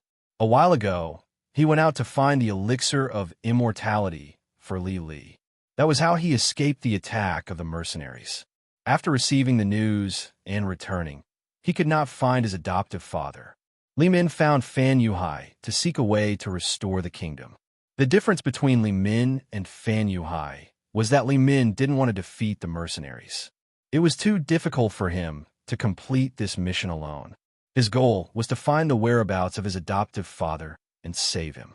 Fan Yuhai, who knew Li Min's ability, agreed to this request in order to use him. He also said that he would find a suitable opportunity to make a move. As long as he could capture the Ming dynasty's Duke of Loyalty, Yang Chendong, there would be a great chance to exchange for King Li Li. Because of this, Li Min agreed to follow Fan Yuhai. He was the one who heard the conversation with Pa Yisai. He said that he wanted to join the Lansang Kingdom. He did not hide it anymore and came out to question. Fan Yuhai's answer temporarily dispelled Li Min's worries. He did not care about this matter anymore and took the initiative to talk about other things. Ming's special envoy is here. Do you want to meet him? Of course, I want to meet him. Fan Yuhai did not care which faction came. As long as he could help him, it was fine. In the backyard, a man in cotton clothes was standing under a tree. He looked up at the sky as if there was a beautiful scenery in front of him. As someone who was chosen by Jin Ing and sent here to carry out the assassination mission, he needed to be very vigilant at all times. Therefore, when he heard the sound of footsteps behind him, he suddenly flew up. A long sword had appeared in his right hand at some unknown time, and he was already holding it against Fan Yuhai's throat, who had just entered the courtyard. What do you mean by this? Even with the sword on his neck, Fan Yuhai's expression did not change at all. It was not because of anything else, but because Li Min was standing beside him. Nothing.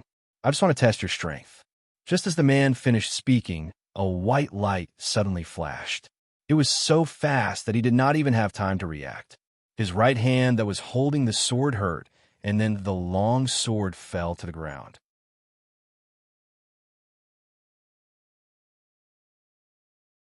Chapter 560. Needless to say, it was Li Min who attacked.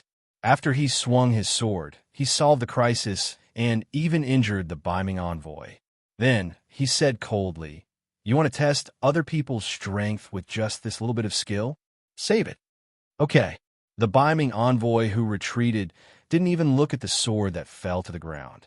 Instead, he focused on Li Min. He was indeed a little careless just now.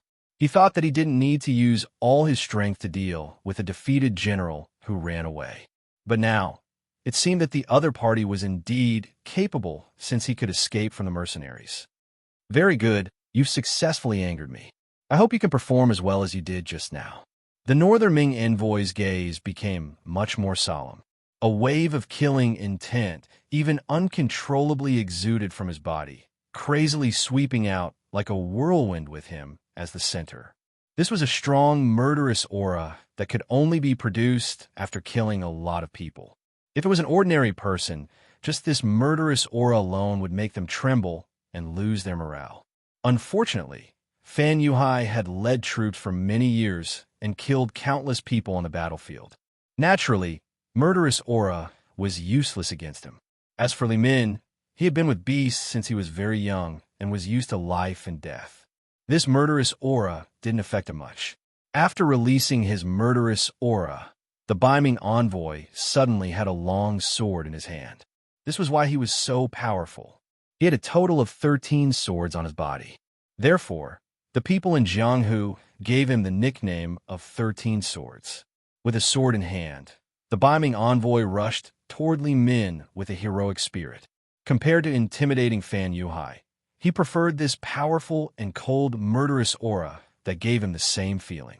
Ding, ding, dang, dang. The saber and the sword kept colliding in the small courtyard, creating a series of noises. The noises attracted the attention of Fan Yuhai's personal guards. A group of 100 people quickly surrounded the small courtyard and pointed their spears at the two people in the courtyard.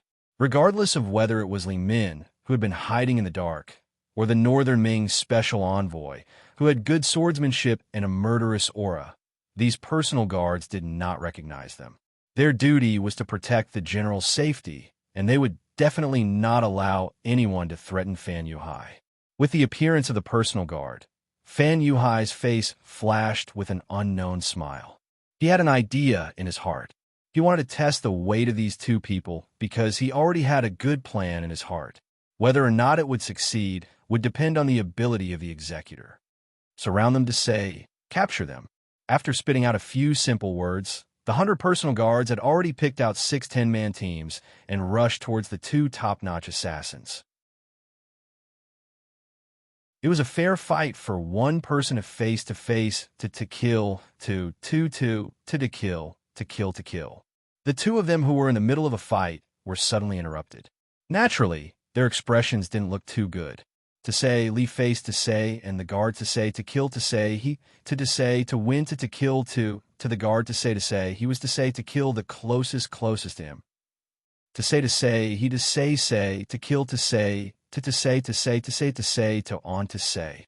To be able to become a top assassin, his IQ was naturally very high.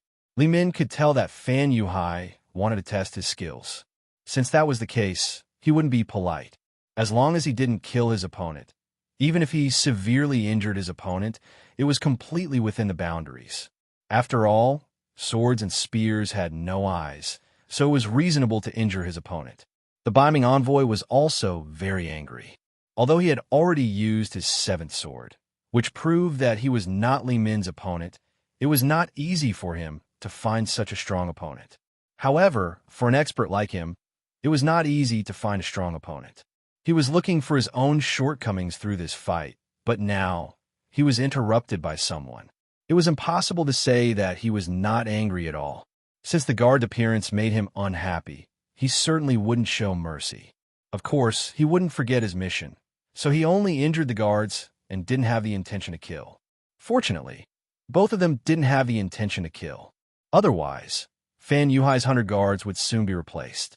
And even if they didn't have the intention to kill, at least half of the guards would have to be replaced. This was because many of the injured guards were saved, but because of their injuries, it would be difficult for them to recover to their original peak state.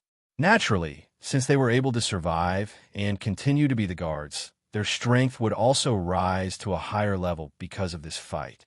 A real assassin was particular about suddenly appearing, then striking with his sword, seizing the head of his opponent, and leaving gracefully.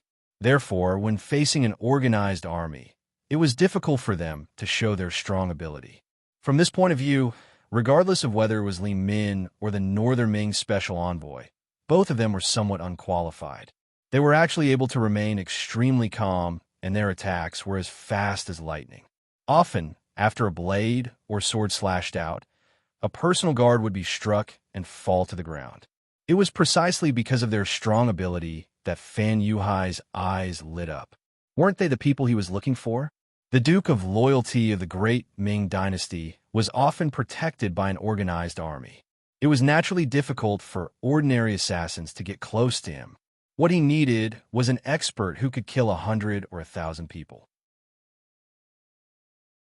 Regardless of whether it was Li Min or the beaming envoy, both of them seemed to meet this requirement.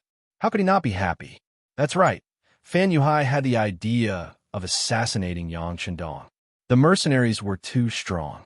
Not only did they have the world's most advanced firearms, but they also had cannons that had a destructive power that was as powerful as thunder. These are not things that they could resist. It was too difficult to defeat the mercenaries in a direct confrontation. In comparison, it was a good choice to capture the leader first.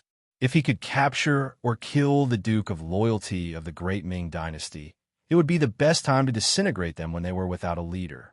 At that time, when a mercenary's morale was in chaos, he could use some methods to suppress some and rope in some. How could he not accomplish his goal of restoring Jiaoji? He could even obtain those advanced weapons. Jiaoji would definitely be stronger than before. It should be said that this was Fan Yuhai's goal. The so-called seeking refuge with the Lansang Kingdom was just for the sake of Ampiasai. After all, it was very difficult for him to severely injure the mercenaries with his current strength. Since that was the case, it was necessary to find suitable helpers. In his eyes, there were fewer and fewer of the 100 personal guards who were still standing on the battlefield. Although they were also veterans, they were more particular about teamwork. When their teammates were injured one after another, there was no one to cooperate with them. In a one-on-one battle, they were unable to effectively display their abilities and were defeated one by one. In the end, there were less than 10 of them who were still standing on the battlefield. Enough. Fan Yuhai, who didn't wish for the entire army to be wiped out and didn't wish to replace all of his personal guards, finally spoke up. Following which, he invited Li Min and the Northern Ming envoy to the final room in the courtyard. From his point of view, he had already acknowledged the strength of these two people. In this dimly lit room, Fan Yuhai took the initiative to pour tea for the two murderous men who were still out of breath. When he sat down again, his voice had already regained its calmness. Northern Ming's special envoy, right? Tell me, what do you need us to do? What kind of help can you provide us? The Beiming envoy was a straightforward person. After the test, he didn't seem to want to waste any more time. He raised his head and looked into Fan Yuhai's eyes. He said very generously, "We will provide you with everything you need. We only have one goal, which is to kill the Great Ming Dynasty's Duke of Loyalty." This kind of request was exactly what Fan Yuhai wanted. Fan Yuhai could not help but feel happy, but he did not show it on his face. He first looked at Li Min. This person naturally wanted to save King Lily, so he nodded in agreement. Fan Yuhai then looked at the Beiming envoy again. "But how should I address you?" "Shun Kuan." "Brother Shun, this matter is very important. We need to plan it carefully. Do you have a specific plan?" Fan Yuhai asked in a consulting tone. "The plan is up to you. You just need to give me a suitable opportunity to send me to the Duke of Loyalty. With my methods, you should believe that no one can stop me in close combat," Shen Kuan said very heroically and confidently, as if he was the most arrogant person in the world. Unfortunately, just as he finished speaking, Li Min's voice sounded. "I don't think highly of your strength." Hearing someone doubt him, even if this person was Li Min, who was stronger than him, Shen Kuan's eyes still revealed a very angry expression. Li Min was unmoved, but what she said next made Shen Kuan's expression soften. He even had a nod in agreement. "I don't think highly of your individual strength, but if you can cooperate with me, I think it will be foolproof." "Okay, I agree. We can work together," Shen Kuan said decisively. For a moment, the three of them couldn't help but laugh loudly. It was as if Yang Chandong only had half his life left and could be taken away by them at any time. Yang Chandong didn't know everything that happened in this remote town. Although the security bureau was established, it was impossible for them to know everything in the world. They only paid attention to the actions of some big cities and important people. But this time, Piasai's actions were very mysterious and successfully avoided the security bureau's tracking. He didn't know that someone wanted to assassinate him. Of course, even if he knew, Yang Chandong wouldn't be afraid. Not only did he have the first and second guard teams, but his own strength had also increased greatly.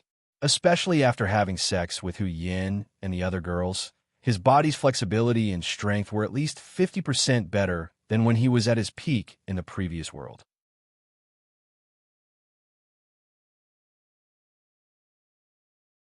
Chapter 561. He couldn't understand how his body could be developed to such an extent and could only attribute it to the benefits of transmigrating. While his own strength was increasing, After he took down the #1 Shang clan, he returned to Crimson City and walked around the various factories. While he was inspecting, he was also using his warehouse to create miracles. Since he had already become a legend and the commoners already had the impression that he was a god, Yang Qindong didn't mind doing more exciting things. For example, after he dismissed everyone at the power plant, Wan Shi and the rest discovered all sorts of never-before-seen generators the next morning.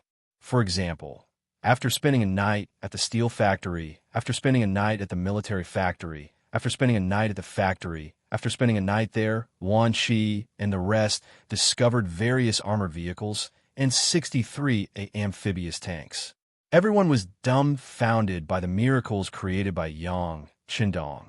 Often after seeing these things, their first feeling was to kneel on the ground and shout that the gods had shown their spirit. However, no one asked Yang Qindong what was going on. This was a question that couldn't be answered. Fortunately, under the feudal society, people's thoughts were too restricted. Few people would ask why when something happened.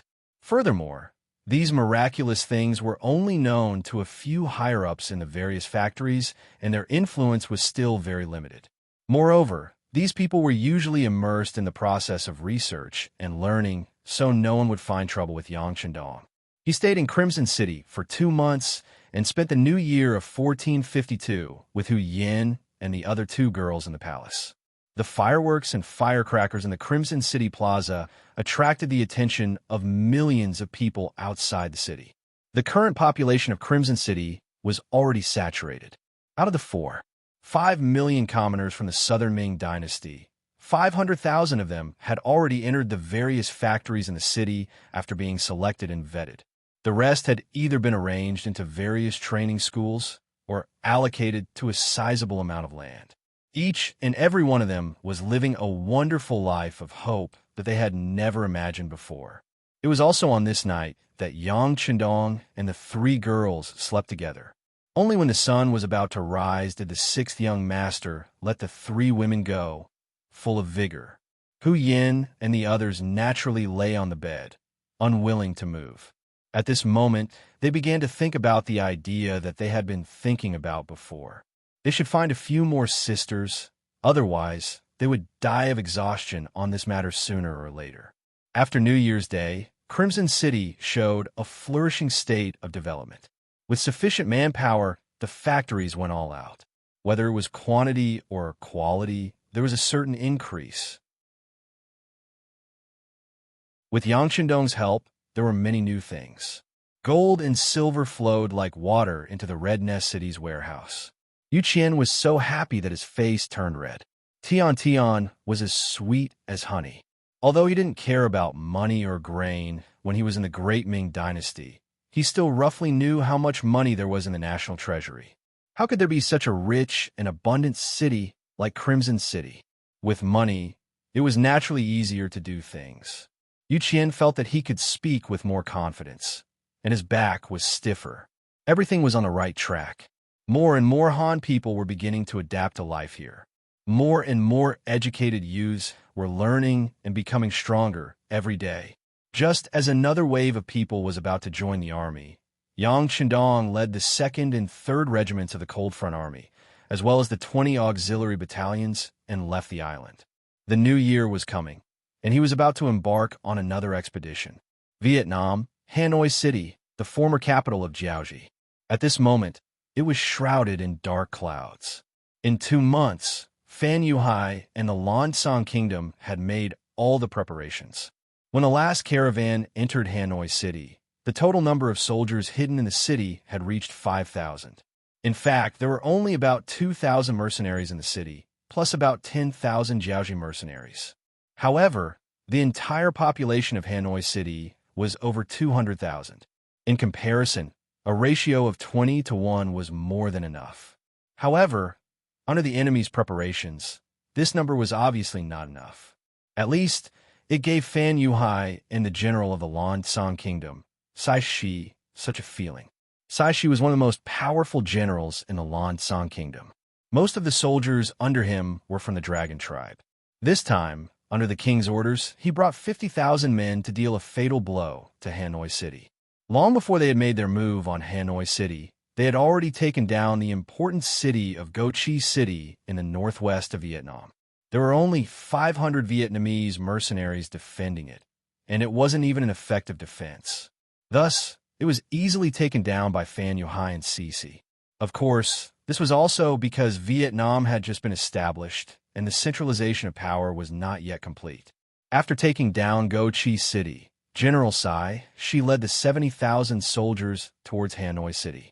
Phan Yuhai brought the remaining 60,000 soldiers to attack the other cities in Vietnam. From this point, it could be seen that he had big plans. Furthermore, he intended to hand over Hanoi City to the Lan Tsang Kingdom, which showed his high intelligence. Saishi could also feel that Phan Yuhai was a little clever. However, the temptation of Hanoi City was too great. Thinking about the mountain of goods in the commercial street, and the Yang family bank who knew how much gold and silver were stored there. If he could take over Hanoi City, the Lan Tsang Kingdom would have more capital to develop. With such an excited thought, she led his men to surround Hanoi City. Then, he prepared to knock on the city's west gate with his spies that night. Song Zhe was the person in charge of Vietnam that Yang Qindong had left behind. Recently, he was so busy that he could only sleep for 4 to 6 hours at night. However, he really liked this kind of work pressure. Just like what the sixth young master always said, if you don't work hard when you are young, if you don't fight hard, do you have to wait until you are old to regret it? Now that he had such a direction to strive for, of course, he wanted to put on a show for others to see. In addition to being able to prove his value, he believed that if he did things well, the sixth young master would definitely take note of it. In the future, there would definitely be a higher position waiting for him in the entire Yang family. Although the work was busy, after more than 2 months of tempering, many things had begun to gradually get on the right track. He had a better understanding of the situation here, and when he did things, it was much easier. Reporting to the governor, the Security Bureau's Gao Yu requests an audience. A person in charge of his safety sat outside the office. Song Zhe, who had been appointed as the governor of Vietnam, suddenly heard that someone from the Security Bureau had come. He couldn't help but frown. His intuition told him that when these people appeared, it would not be good news. But he still nodded and said, "Invite Leader Gao in." Gao Yu, one of the elite agents of the Security Bureau, was also a person that the current deputy director, Yang San, valued very much. This time, he was sent to Vietnam to be in charge of the intelligence work here. Gao Yu strode into the office and gave Song Zhe a military salute. Although the two sides did not have a direct relationship, as the person in charge of Vietnam appointed by the sixth young master, he must give the corresponding respect. "You don't have to be so polite, Director Gao. Please take a seat." Song Zhe also returned the salute and said politely with a smile. Gao Yu, on the other hand, did not have the slightest smile on his face. Instead, he answered very seriously, "Governor Song, we have lost contact with Go Yong City." Go Yong City? Hearing this, Song Zhe's face flashed with surprise. He was very clear about the situation in Vietnam during this period of time. He was very familiar with the location of the city and what kind of role it played. However, out of caution, he still asked again, "Did something happen to your people that caused you to be unable to contact them in time?" The transportation in ancient times was not good, so there would be some problems with the transmission of information. It was very normal to be late for a few days. It was no wonder that Song Zhe thought in this direction. Gao Yu, on the other hand, shook his head with certainty. "That won't happen. When we send messages, we use 2 people and 2 lines. They don't overlap. Even if something happens to one of them, the other will definitely bring the news over. But now, it is the designated time, and there is still no news. I suspect." When Gao Yu said the words, "I suspect," his expression was obviously more serious. However, he paused for less than 2 seconds before he resolutely said his guess. "I suspect that either something happened to them, or Goyong City has gone out of control and they can't leave the city." Out of control? Can't leave the city? This conclusion was a little scary, and even Song Zhe had to treat it with caution. "Are you sure, Leader Gao? You should know the possible consequences of this conclusion." "I'm sure." Gao Yu's answer was very straightforward. In fact, he dared to say this because he had already waited for an extra day. In other words, after 24 hours, there was still no news about Goyong City. That was why he came to look for Songja. According to the internal regulations of the Security Bureau, he had already gone a little overboard. However, there was no other way. This matter involved too many people, so he had to be very careful. That was why he had waited for an extra day. Hearing Gao Yu's affirmation, Songja's expression turned even uglier. He strode over to the map of Vietnam hanging on the wall.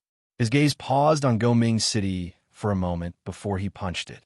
Do they really have the guts to do this?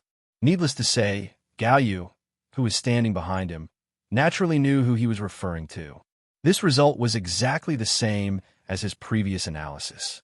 He was also somewhat unable to accept it, but what was coming was unavoidable.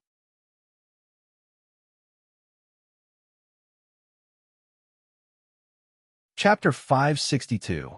Bang, bang, bang.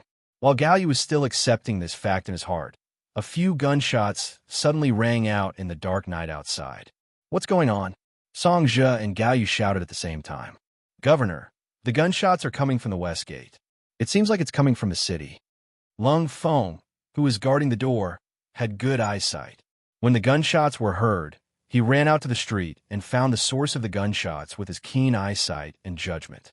The gunshots were getting louder and louder, showing no signs of slowing down. Song Zhe and Gao Yu looked at each other and knew that the worst situation had come. Leader Gao, judging from the gunshots, there are a lot of enemies. We need to prepare for the worst. Song Zhe quickly calmed down. There was nothing to be afraid of. Understand. I will immediately bring the radio box here and contact the outside.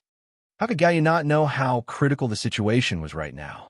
Since the enemy had chosen to make a move on their mercenaries, the other 3 city gates must have been sealed off as well. It would be impossible to rely on people to ask for help from outside. Thank you, Leader Gao. Song Zhe nodded seriously. Only a few people knew about the existence of a radio station in Hanoi City. It was one of the secret weapons that Yang Qindong had prepared for them before he left. Because there was no electricity in the city, in order to prevent the radio from running out of battery, Yang Qindong had specifically ordered that it should not be used unless it was a major incident. Even if they wanted to use it, they needed to get the approval of both the governor and the Security Bureau. It seemed that now was the critical moment to use it. Gao Yu turned and left the office. Song Zhe hesitated for a moment and then said to Lung Feng, "Go and get Platoon Leader Liu and General Hong Jin." Not long after, the platoon leader of the Lung Feng platoon, Liu Jian, and the Vietnamese mercenary general, Hong Jin, appeared in the governor's office. When they arrived, they saw Song Zhe and another man busily working on something. Knowing that the two had arrived, Song Zhe walked out of the office and looked at Hong Jin. What's the situation outside? Reporting to Governor Song, after the west gate was breached, the south gate was also lost. Our troops are currently fighting with the enemy while retreating into the city. There are too many enemies, and it's dark. We're not prepared. Hong Jin lowered his head as he spoke, his face full of guilt. Of the 3 generals of the Vietnamese mercenaries, Ruan Chuncheung and Chun Di were not in the city, so he was in charge of commanding the Vietnamese mercenaries.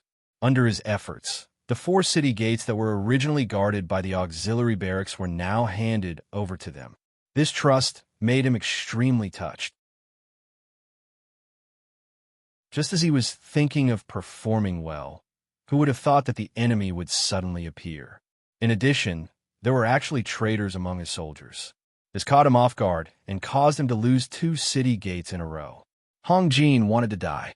The city had been breached, and he was the person in charge. How could he still be trusted and used by the mercenaries? Seeing Hong Jin's grievance and self-blame, Song Zhe sighed. He was angry at Hong Jin's uselessness, but what was the use of scolding him now? It would only make the morale of the troops more unstable. Once Hong Jin was pushed into the enemy's camp, it would only help the enemy's strength. All right, this governor knows about this matter. Let's think about how to take the blame and defend the city first. How about this? You immediately bring your men to stop the enemy from entering the city. You don't have to force them out, but you have to at least slow them down. Do you understand? He was not scolded, and his military power was not taken away. Instead, he was given a chance to take the blame.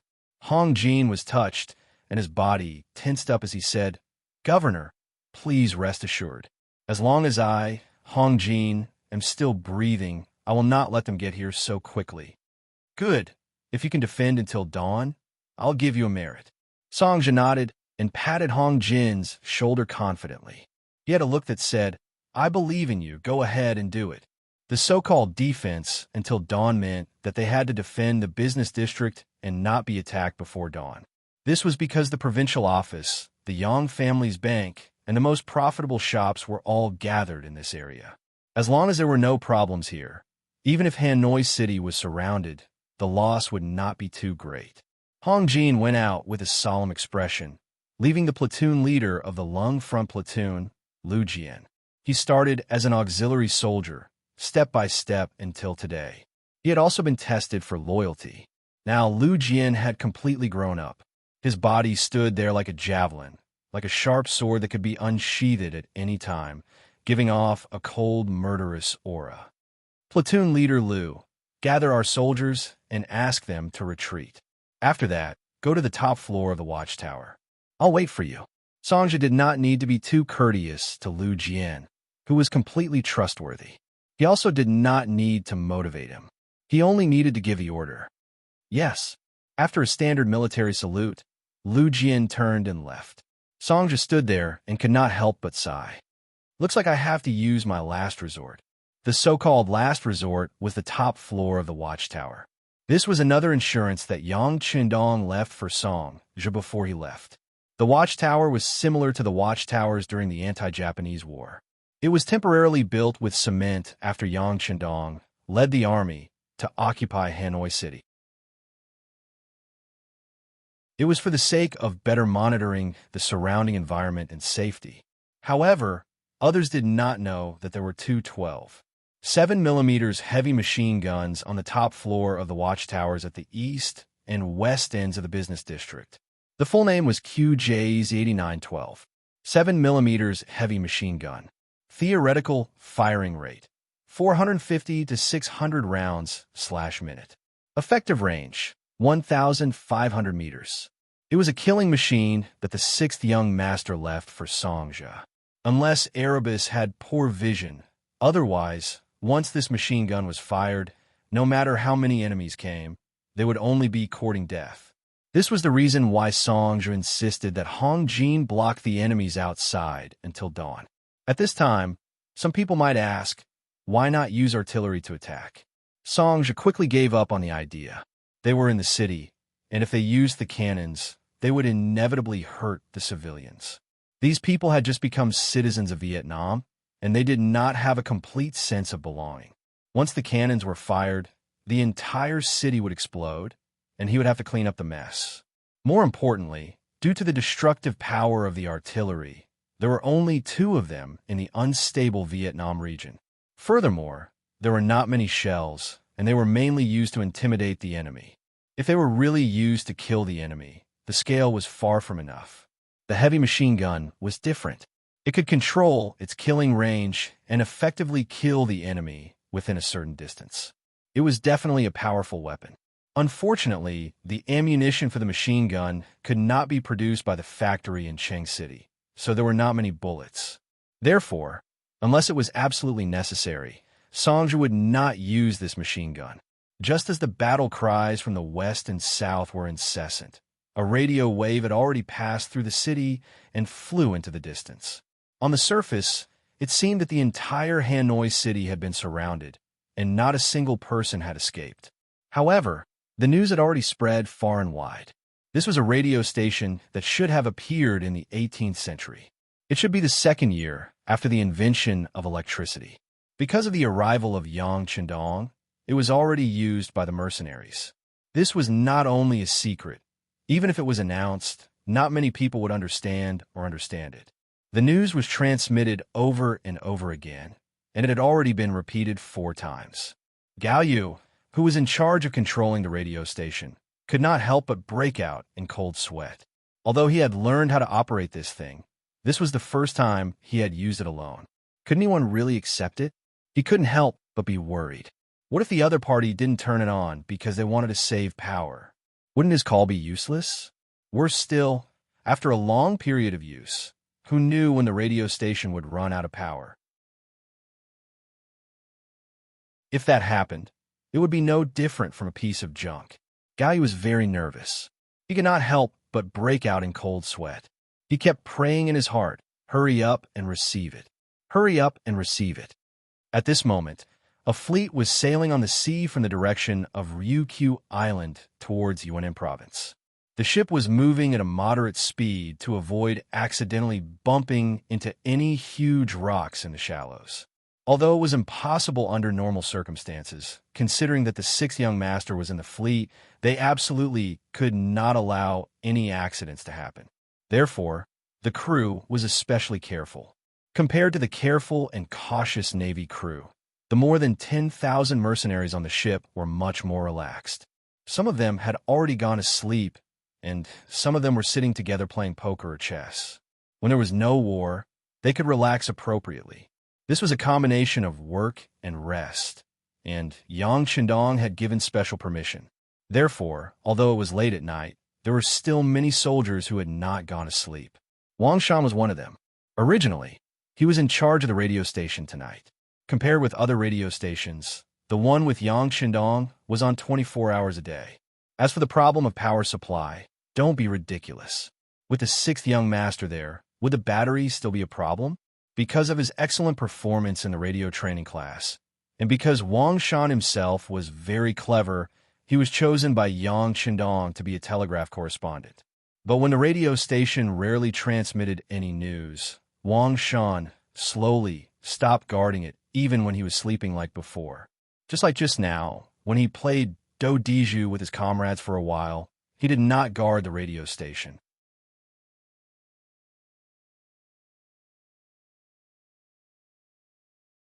Chapter 563. But in less than half an hour, after a few rounds, he handed the cards to his comrade beside him and returned to the computer room. He instinctively glanced at the telegraph machine. First, he pushed the door open and took a look. Then, he turned around and wanted to go back to continue playing cards. But then his body froze. He pulled the door open and saw the telegraph machine flashing with a red light. Wasn't that the signal of a telegram coming in? Whoosh! He sat in front of the telegraph machine and put on his headphones to receive the message. After a while, he quickly left the place and rushed to the place where the sixth young master was resting. Needless to say, the place where Yang Qindong was resting was guarded. But when the guard saw that it was Wang Shan, no one stopped him. This was an order from the sixth young master. Unless he was with the ladies and needed to be informed in advance, this person had the privilege of seeing him at any time. Wang Shan also didn't sleep. He was playing Fight the Landlord with Tiger's Mane and Beta Persei. With Yang Qindong's current status, even if he wanted to have some fun, it was not something that could be done by just anyone. After playing with the regiment commander and battalion commander a few times, he found that they were very restrained. He gave up and replaced them with the people around him. Sure enough, Tiger's Mane, who was very familiar with him, and Beta Persei, who was careless, were not too afraid of him. At least everyone won and lost, which was more interesting. Sixth young master, Wang Shan has an urgent matter to see you. The voice of the first guard, Captain Xiu Vi, who was in charge of security outside the door, suddenly sounded from the other side of the door. Wang Shan, let him in. Yang Qindong thought that something big must have happened. He turned over and got out of bed. Just as he stood there, Wang Shan had already walked in with an anxious face. Sixth young master, a telegram from Hanoi City. Yang Qindong reached out and took the telegram. There were not many words in the telegram, but it was enough to explain everything. Well, someone actually dared to have designs on Hanoi City. They must have eaten a bear's heart and leopard's guts. Just as Yang Qindong frowned, Wang Shan, who was standing in front of him, lowered his head and said with a flushed face, "Sixth young master, I was absent just now. I didn't receive the telegram immediately. Please punish me." Yang Qindong raised his eyebrows. He could actually understand the other party. After all, the telegraph might not even ring once in half a year. Who would keep an eye on it all the time? However, since Wang Shan had already said so, if he did not punish him, he was afraid that he would be even more uneasy. Therefore, he pointed at him and said, "How about this? Since this is your first offense, you will be fined 1 month's salary. In addition, immediately send a telegram back to Hanoi saying that we already know about this matter. Tell them to hold on, and we will be there soon." Hearing that it was only a month's salary penalty, Wang Shan's face was full of gratitude. He thought that this time he would definitely lose his job. Who would have thought that it would be over so easily? However, the sixth young master also said that this was the first offense, so the punishment was light. At that moment, he decided that the same mistake could not be made a second time. He nodded his head and went out to send the telegram. It seems that it is necessary to arrange an assistant for Wang Shan. Yang Qindong thought thoughtfully. Wang Shan's ability was still very strong, especially when he was very familiar with the code. He could translate the telegram in the shortest time possible. He would not let go of such a talent. Of course, this was only a small matter. How to rescue Hanoi City was the most important thing. Tiger's Mane informed the officers of the 2nd Regiment, 3rd Regiment, and above to come for a meeting. In the inner room of the governor's office in Hanoi City, there was an excited shout. "There's a reply. There's a reply." Song Zhe, who was looking at the map of Hanoi City in the outer room, heard such a shout and quickly stepped into the inner room. Who replied to the telegram? What did they say? "It's the 6th young master, the 6th young master. He told us to hold on and support us soon." With a face full of excitement, there was a reason to be excited. That was the telegram from the 6th young master. At this moment, Song Zhe's face was full of relief. Since the message had been sent out, as long as he held on for a week, the reinforcements would definitely come and their crisis would be resolved. Thinking of this, he looked at the transmitter that was already turned off but still had a little bit of warmth. He could not help but show a very envious look. It's good to have such a thing. The matter of sending out the message had been dealt with. The sound of Lu Jian's footsteps could be heard from outside. He had already arranged everything. 2 auxiliary battalions and 6 temporary auxiliary battalions, a total of more than 2,000 people, had retreated to the commercial street that was only about 5 miles away. They were also arranged in various places. If the enemy really broke through the watchtowers, they would be able to take action. It would not be a problem to take care of a few fish that escaped the net. After the matter was settled, Lu Jian came to the office and waited for Song Zhe's orders. "You came at the right time. Bring the cold front platoon and follow me to the watchtower." After seeing Lu Jian, Song Zhe nodded confidently. After all, with external help, there was hope. All he needed to do was to hold on. The platoon of Cold Front Platoon followed behind Governor Song Zhe and arrived at the watchtower on the north side of the road. When the key to the door was unlocked and everything in the room was reflected in front of the Cold Front Platoon, there was a series of gasps. To be able to become a member of the elite Cold Front Platoon, one could be considered to have seen a lot. But everything in front of them still gave them a strong visual shock. It was not because of anything else, but because of the heavy metal weapons placed there. Needless to say, there were a total of 10 Type 95 machine guns. In other words, every 3 Cold Front Platoon members could have one. In the past, a full company would only be equipped with one high-end weapon. To say that the Type 95 machine gun was high-end was undoubtedly a bit of a slap in the face. Looking at the heavy 12.7mm machine gun on the ground, just the body of the gun and the square buttstock gave off a very imposing feeling. In addition to the golden bullets neatly placed at the side, its lethality was not small. Well, all of this had exceeded the Cold Front Platoon's expectations. They could not wait to rush up and play with it and show off their skills. 10 squad machine guns, 2 12.7mm machine guns over here and 2 over there. They're all yours now. Platoon leader Lu will be responsible for distributing them. I only have one request, and that is to not let the enemy rush into the business district. I'm not afraid to tell everyone that what happened here has already been reported to the 6th young master. It won't be long before our reinforcements arrive. Let me ask you, can you hold on? Song Zhe was almost shouting.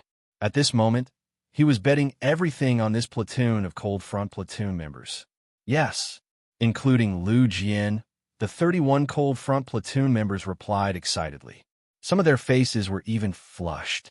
They were already looking forward to their next performance.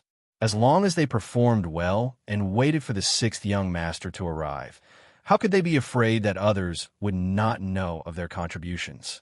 Good. Since that's the case, everyone go prepare yourselves. I'm afraid that the enemy will appear at dawn.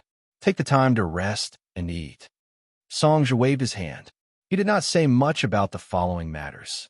He believed that the Cold Front platoon members should know what to do before the battle. They had to guard the 2 towers in the north and south for God knows how many days. Not only did they have to eat and rest, they even had to think about how to relieve themselves. Hanoi City West Gate. General Tsai, she had already led the army into Hanoi City. With the cooperation from both inside and outside, it was almost effortless to enter the city. The only regret was that when they entered the city, they encountered the patrolling mercenaries on streets. The 2 sides had a short encounter, which alarmed the mercenaries in the city. When they wanted to take a step forward, the resistance became stronger. If they were discovered, then so be it. Initially, Sexy did not expect to be able to sneak into the city. After all, they had the advantage in numbers. Furthermore, they were in Hanoi City. Many of the citizens here had already submitted to the mercenaries. Sexy did not believe that they would still use those powerful cannons to kill them. If that was the case, many civilians would die. This would undoubtedly affect their newly built reputation. Presumably, this was not something that the enemy wanted to see. It was because of this mentality that the army was able to enter Hanoi City without fear. Reality proved that they had guessed correctly. The cannons did not sound at all. Without the suppression of the cannons, the Lansong army was like an arrow piercing through Hanoi City. In a short period of time, they even managed to break through the South Gate. It was at this time that they were met with a strong resistance, and their opponents were the Vietnamese mercenaries led by General Hong Jin. Hong Jin had already lost the city. Now, he was commanding the battle with the mentality of redeeming himself. In order to complete Songja's order to defend the city until dawn, he was going all out. Not only did he send out all the mercenaries in his hands, he even sent out the 500 elite guards that he had imitated Cold Front platoon. In short, he was determined to complete Songja's orders at all costs. Under the orders of death, the Vietnamese mercenaries fought against their superior numbers. Cruel cold weapons battles took place in the streets and alleys. Knives, spears, swords, halberds, axes, hooks, forks, sticks, arrows, shields, anything that could be used, anything that could be imagined was brought out. Often, when 2 soldiers were fighting, one would slash at the other's body, while the other would stab at the other's abdomen. Fresh blood flowed out, and it was common for both sides to perish together. The moment the Vietnamese mercenaries showed signs of weakness due to their numbers, Hong Jin's 500 elite guards were sent out. They were all wielding thick steel knives, with deep blood grooves on them. Once such a weapon slashed someone, the wound would bleed nonstop and splatter in all directions.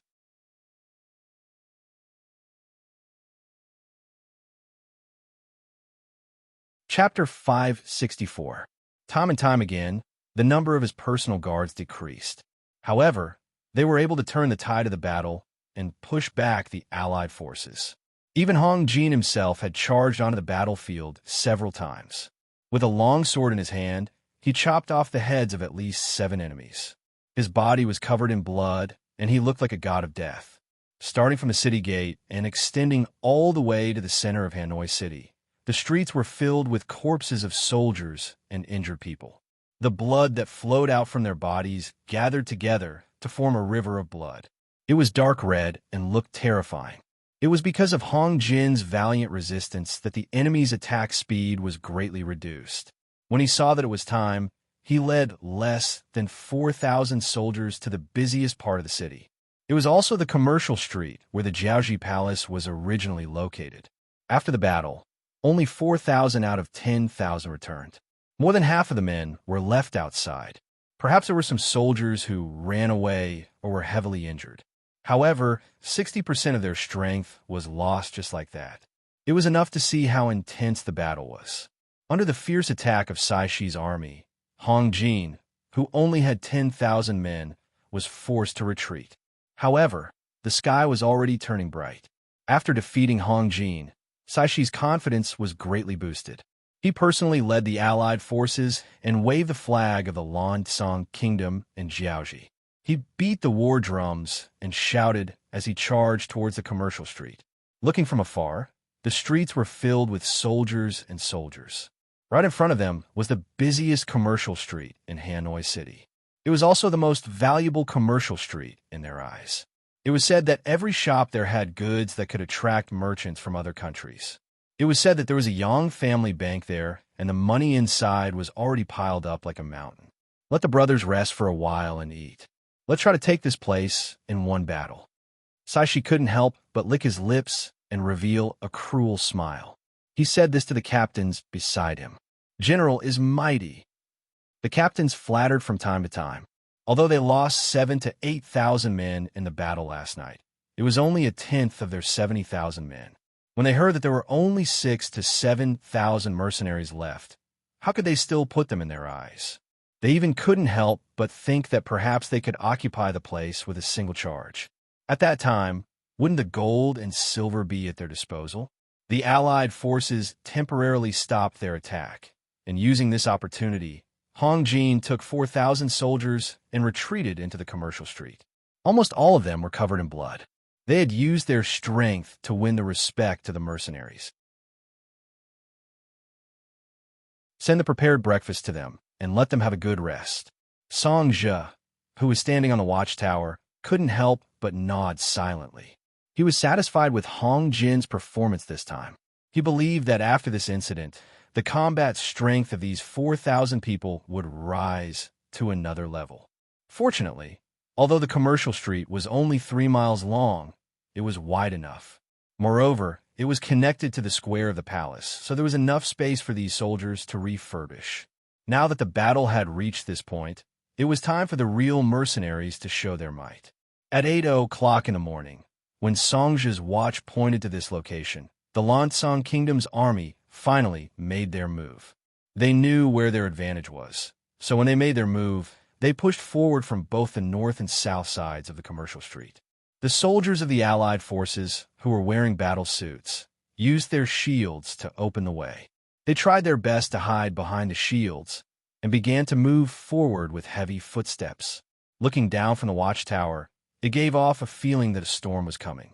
The workers of the Yangxia shops in the commercial street had all retreated to the palace, leaving behind only the auxiliary soldiers and temporary auxiliary soldiers. They were either holding Type 81 rifles in their hands or holding bows and arrows in their hands, panting heavily. However, without exception, everyone's eyes were filled with excitement and hot-bloodedness. They were all troops that had experienced the Battle of Jiaoji, and winning with a small number was a common occurrence in their eyes. However, when the battle intent approached, they couldn't help but feel excited. Some people's hands were still trembling. After all, this was considered a passive defense, which was rarely seen in the history of the mercenaries. On the north and south towers, there were only 15 cold vanguard soldiers in the first tower. If such a force was placed on the battlefield, it would not even cause a ripple. However, in this place, they had undoubtedly become the absolute main force. Right now, countless soldiers on the streets were looking in their direction, treating them as the anchor of the sea, as the wind vane. On the north watchtower, Songzhe slowly lowered the binoculars in front of his chest, and a serious expression appeared on his face. This time, the enemy had clearly come prepared. Not only were there iron shields at the front of the group, but there were also warlords at the back of the group. The purpose of the military commanders was to prevent the soldiers from retreating. From this point, it could be seen that they were prepared to be heavily injured by the muskets. Needless to say, this kind of enemy was somewhat scary. At the very least, they had the advantage in numbers. If they were to attack without regard for the consequences, it would be a bloody battle. After all, the number of mercenaries was too small. Only 1 cold vanguard platoon and 2 auxiliary battalions were armed with guns. He was a little worried, but when he thought about how the telegram had been sent out, and how the sixth young master should be here with reinforcements, he felt more confident. So what if they were few in number? Even if he was the only one left, he would fight until his last breath. A gentle breeze blew, bringing a chill to the January morning in Hanoi City. It seemed to be the sound of the war horn. The Allied army began to move, moving forward from the north and south. The pitch-black iron shields were like a black flood rushing at the front of the troops. Charge! Sexy's voice was like a roar from hell, dragging the pace of the war forward. On the watchtower, the platoon leader of the platoon, Lu Jian, rested his hands on the 12.7mm heavy machine gun. The muscles on his arms bulged slightly, and his eyes were filled with a strong desire to fight. His mouth was slightly open, ready to spit out the word attack at any time. Since it was the enemy's first wave of attack, of course, they had to suppress them as much as possible. This was related to the morale of both sides. Even though the enemy was prepared, especially since the black iron shields were proven to be able to block bullets from afar, they had to put in a lot of effort to suppress the enemy's morale. The advantage of the black shields was that they could block bullets, but at the same time, because of their weight, their movements were very slow. Two long dragons formed by black shields wriggled into the firing range of the two towers in the north and south respectively. Now that they were in firing range, the 14 platoons around him all looked at the platoon leader, Lu Jian, as if they were soldiers waiting for the bugle call. Attack! A sonorous and forceful voice came out from Lu Jian's mouth. The 12.7mm heavy machine gun in his hand was like a tongue of flame as it let out heavy metal clanging sounds. It was like a pianist playing a beautiful piece of music. Bullets poured down from the sky like a torrential downpour. The other 14 members of the Lung Vanguard were also wielding their squad machine guns, or Type 95, as they fired at the enemy below. At this moment, they were no longer laughing and joking like they usually were. Instead, their faces revealed a serious and solemn expression. Pa. Following the gunshots from the north watchtower, the south side also responded. Although it was only a platoon of platoons because they had 4 12.7mm heavy machine guns and 10 Type 95 squad machine guns, their firepower looked very fierce. They didn't look down on them because of their small numbers. The bullets rained down from the sky and struck the black shield, creating bullet holes on the surface of a shield. However, most of the bullets were blocked. Only a few enemies accidentally exposed a part of their body and were unfortunately hit. They fell to the ground and wailed in pain. Ha, did you see that? Our shields can block the enemy's muskets. Now, I order everyone to speed up and charge. General Ceci's laughter came from behind the alliance. Although Fan Yuhai had told him that Jiaoji used the shields to block muskets, he didn't see it with his own eyes, so he wasn't confident. Now that the truth was in front of him, he didn't have to worry anymore. He started to move closer to the military commander and urged the soldiers to charge forward. Bastard! Lu Jian saw through the window of the watchtower that the enemy could block the muskets and couldn't help but stare angrily. He finally knew why the sixth young master wanted them to practice their marksmanship. In the past, when he heard people say that bullets couldn't hit things, he didn't think much of it. Now that the truth was in front of him, he knew what it meant to be farsighted. Change guns, aim, and shoot. Once there's a gap, switch to the machine gun and shoot. Lu Jian quickly changed his strategy. As he spoke, he took out his Type 95 and changed it to a single shot. He aimed at an alliance soldier who exposed his knee and pulled the trigger. Bang! The bullet flew out, creating a dazzling trail of color in the air before it drilled into the knee covered in flesh. Immediately, an enemy with a metal shield knelt on the ground. Before he could stand up, he was trampled to the ground by the advancing soldiers behind him.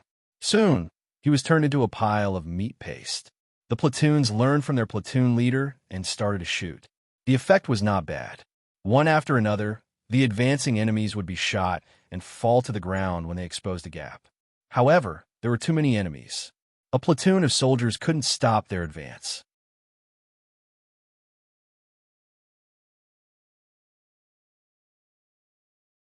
Chapter 565. More and more enemies walked past the 600-meter perimeter and began to enter the commercial street. The auxiliary soldiers who were lying in ambush on both sides of the street and in the shops began to fire.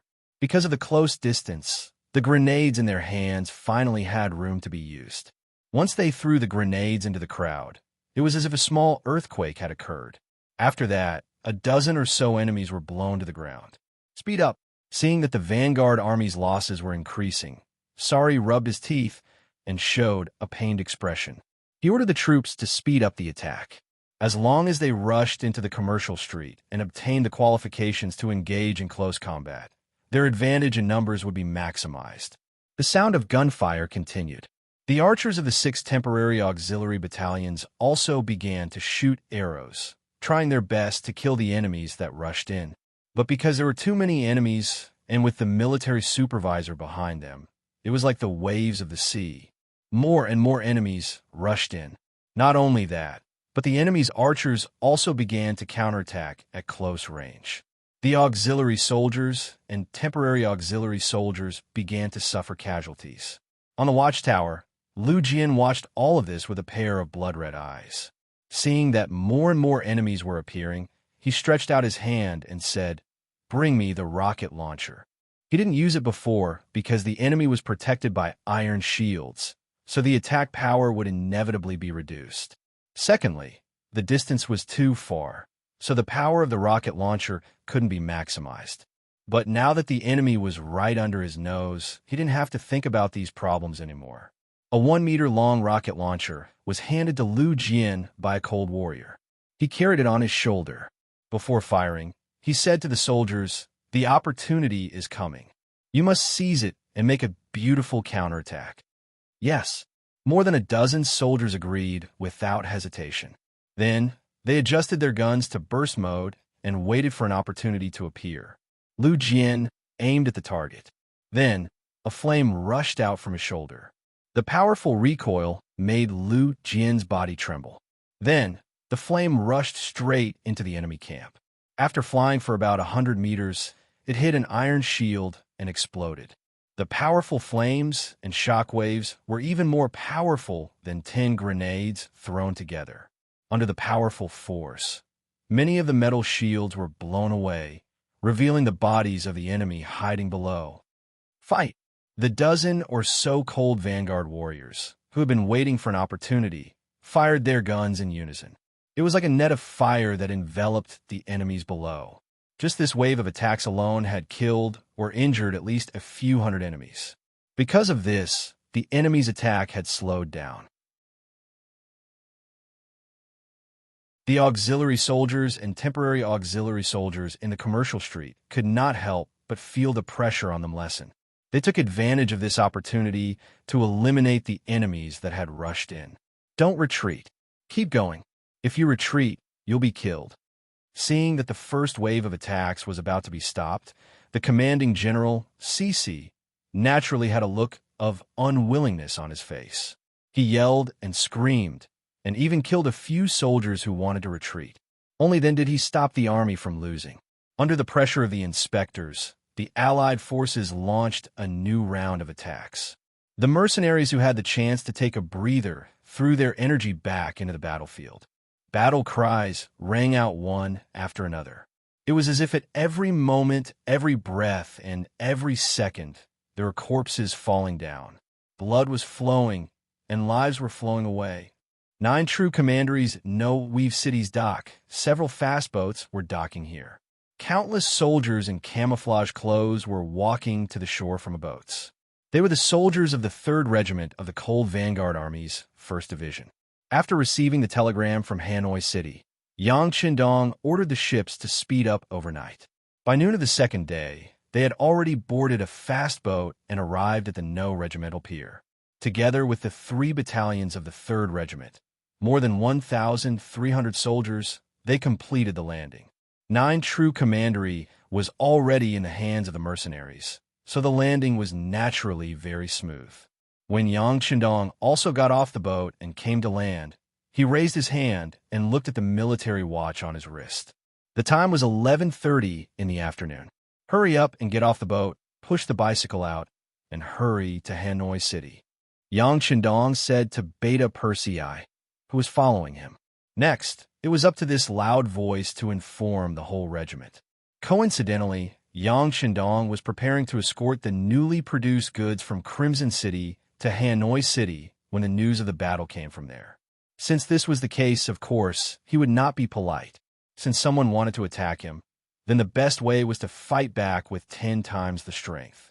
More than 1,000 bicycles were unloaded from his ship. Yang Chendong hopped onto one of the bicycles and rode straight to Hanoi City. The speed of a bicycle was generally about 20 kilometers per hour. If it was a young person riding it, the speed would be even faster. It was common for them to reach 30 kilometers per hour, compared to the average speed of a warhorse, which was 12. 5 kilometers per hour, it was still a bit faster. More than 1,000 people each rode a bicycle. After carrying guns and ammunition, they majestically went from Noe City to Hanoi City. It was only a straight line distance of more than 800 li.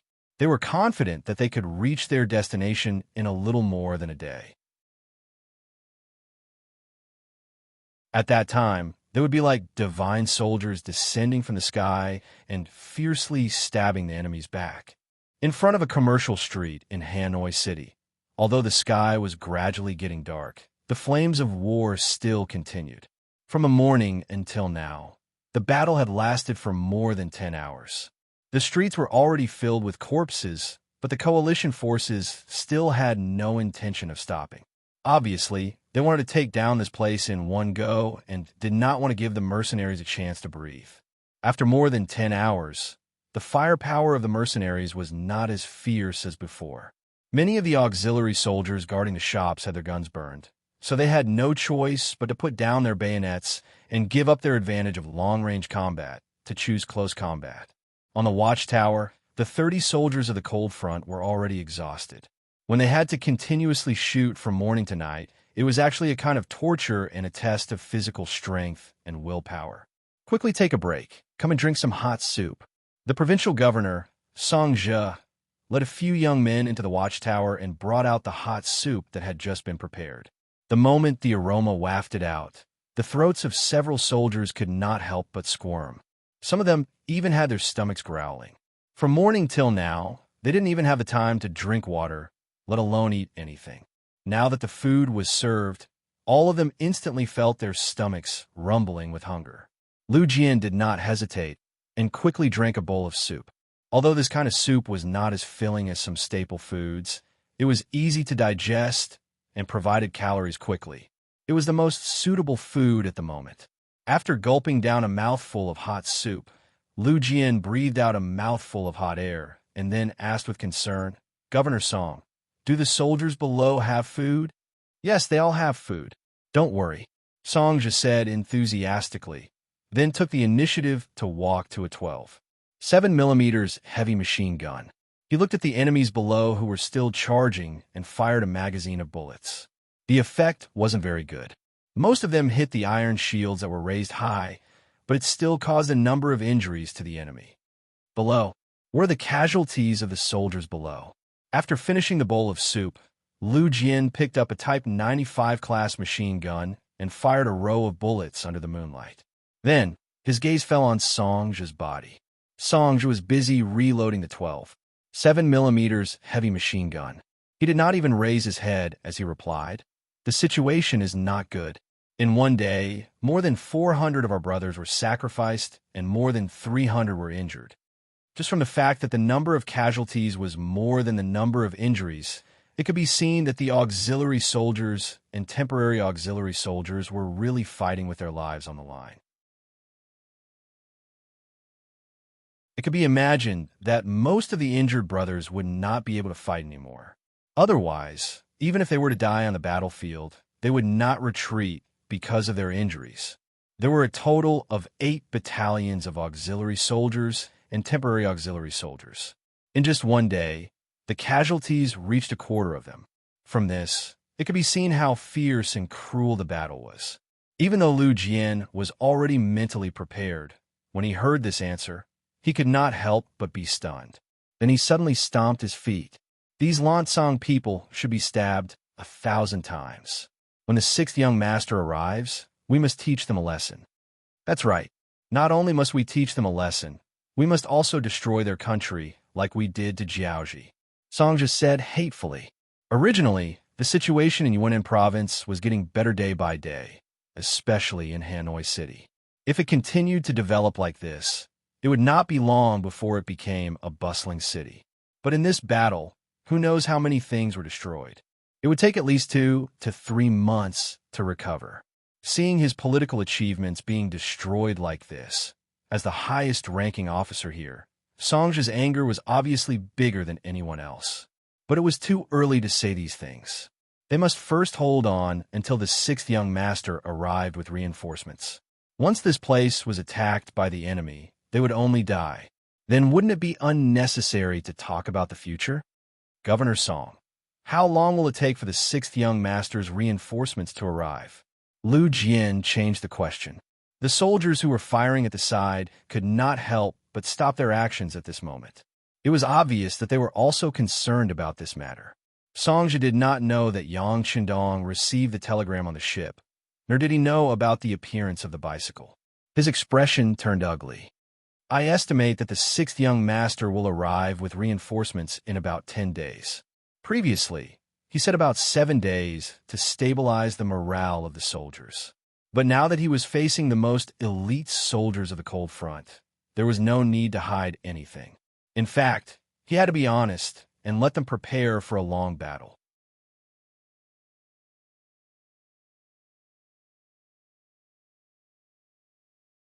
Chapter 566. 10 days. Lu Jian took a deep breath when he heard the answer. He knew that 10 days of reinforcements was the best they could hope for. However, as the platoon leader and the only officer here, he forced a smile on his face. It's only 10 days, no problem. We can definitely hold on because we're the most elite coal vanguard. Yes, it's only 10 days. We can definitely hold on. The soldiers were also filled with confidence because of the platoon leader's aura. Only Songja, who was still reloading, had a red face. Would the sixth young master really be able to bring reinforcements in 10 days? On the other side of the commercial street, General Cece was also sitting on a large chair prepared for him by his personal guards. The casualty statistics had just been sent in. In just 1 day of attacks, the number of casualties had reached 13,000. When he saw the results, he couldn't believe it. If he were to continue fighting like this, wouldn't his 70,000 soldiers only be able to hold on for 5 to 6 days before they would all be buried here? Of course, this wasn't correct. After all, it was the first day of attacks. The enemy's muskets could unleash their full power. If he continued to attack with fatigue, even if his body was made of iron, he wouldn't be able to withstand it. Needless to say, muskets required bullets. If they continued to shoot, would the enemy have enough bullets? Since they had already come this far, there was no reason to retreat now. If they did, all their previous efforts would be wasted. Ceci forced himself to calm down and said to the captains beside him, "Pass down the order. Send a small group of soldiers to continue the harassment strategy. The rest of the soldiers should take advantage of the time to rest. When the sun rises tomorrow, we will attack again. No matter what, we must take down this place by tomorrow morning." It was only a commercial street 3 miles away. Ceci was already prepared to cover the ground with corpses. He didn't believe that they wouldn't be able to take down this place by then. He had an absolute advantage in numbers.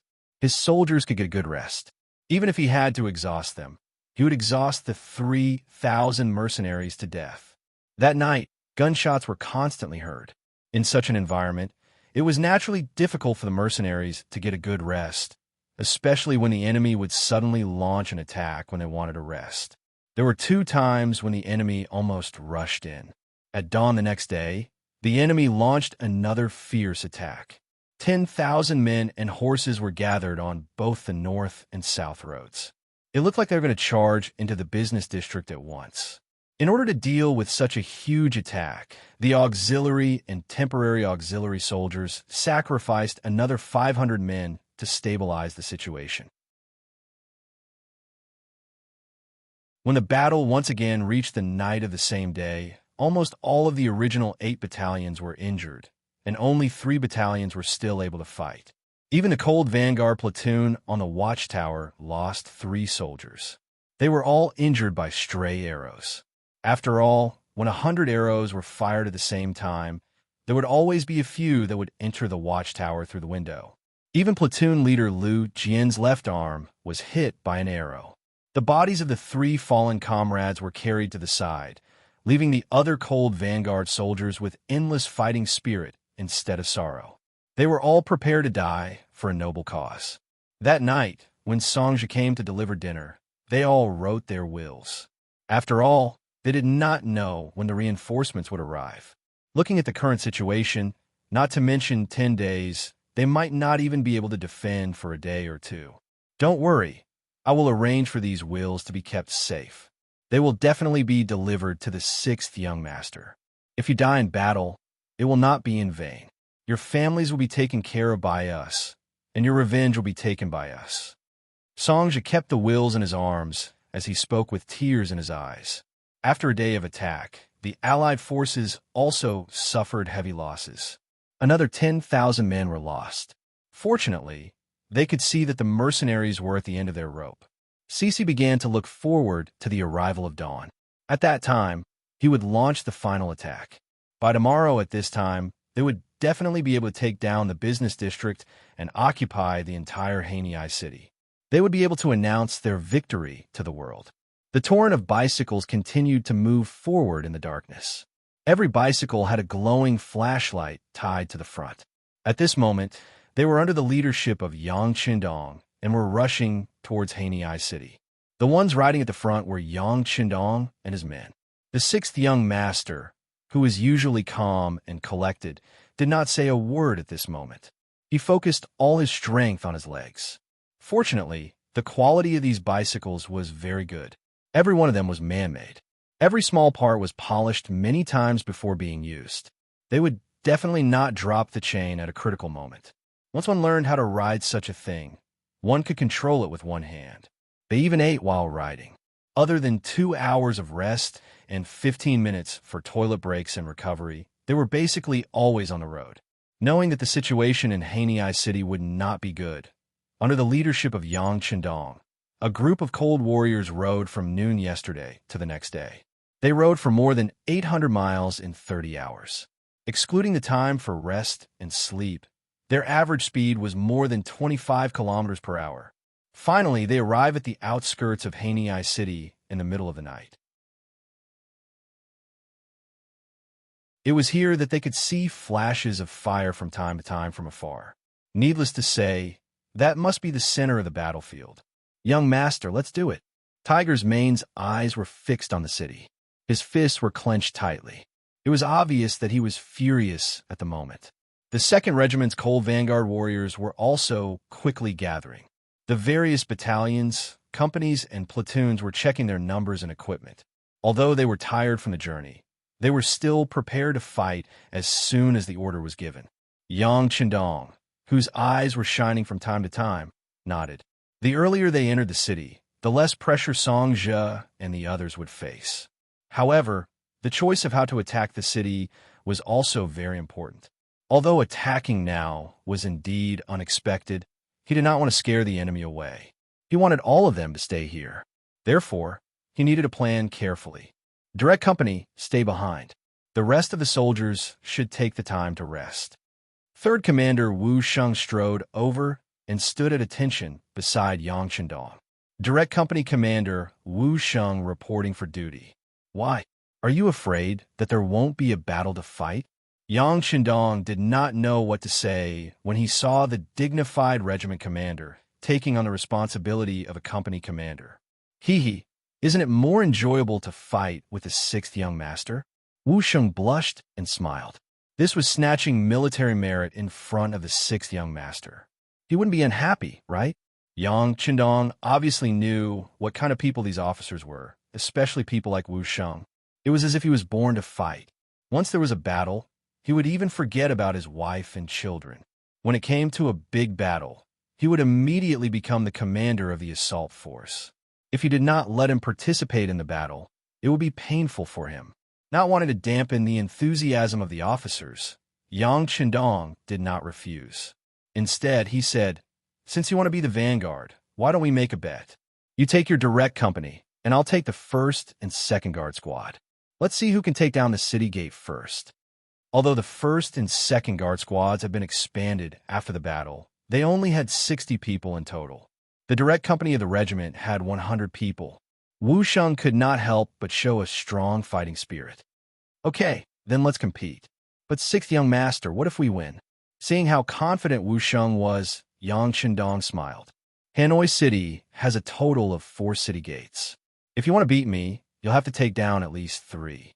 Are you confident you can do it?" Wu Sheng was taken aback by this rhetorical question. He didn't know how to answer. On the other hand, Yang Qindong waved his hand casually. "All right, if you can beat my guards, I'll give you 3 more machine guns later." Even for the Cold Front Regiment, each company only had 1 machine gun. If they had the chance to get 3 more, it would be equivalent to a lot of fighting power. Wu Sheng was very happy. "Then, sixth young master, it's a deal."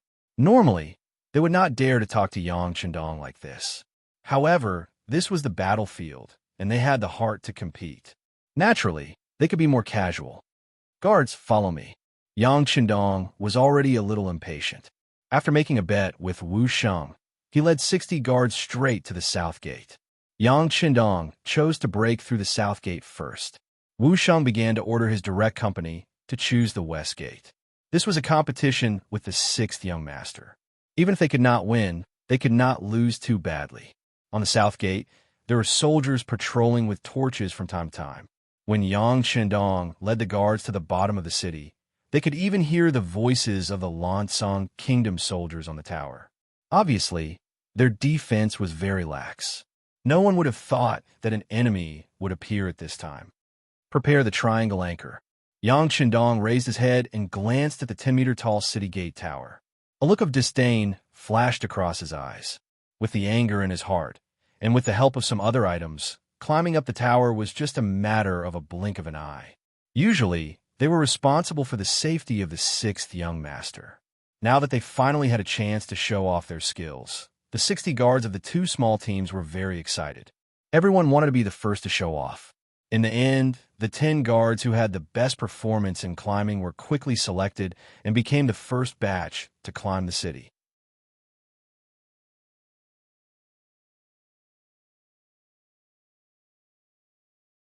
Chapter 567. Give me one. Yang Qindong reached out and took a triangular anchor from Chiu Vi's hand. He weighed it in his hand. "Young master, you can't take the risk." While Chiu Vi was still in a daze, Tiger's Mane strode over and tried to stop Yang Qindong. After all, no one thought that the 6th young master would personally take action. "What? Are you looking down on me?" Yang Qindong tied one end of the rope to his waist and casually glanced at Tiger's Mane. However, it was this calm attitude that shocked Tiger's Mane. He had been with the young master for too long. No one knew better than him what his words and actions represented.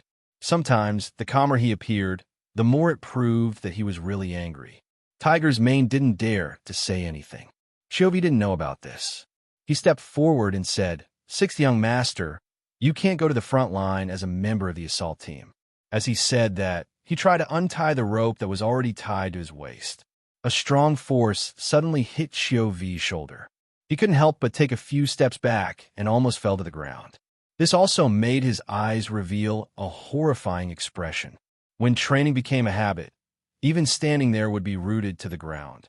As the captain of the first guard team, Chiu Vi was naturally skilled.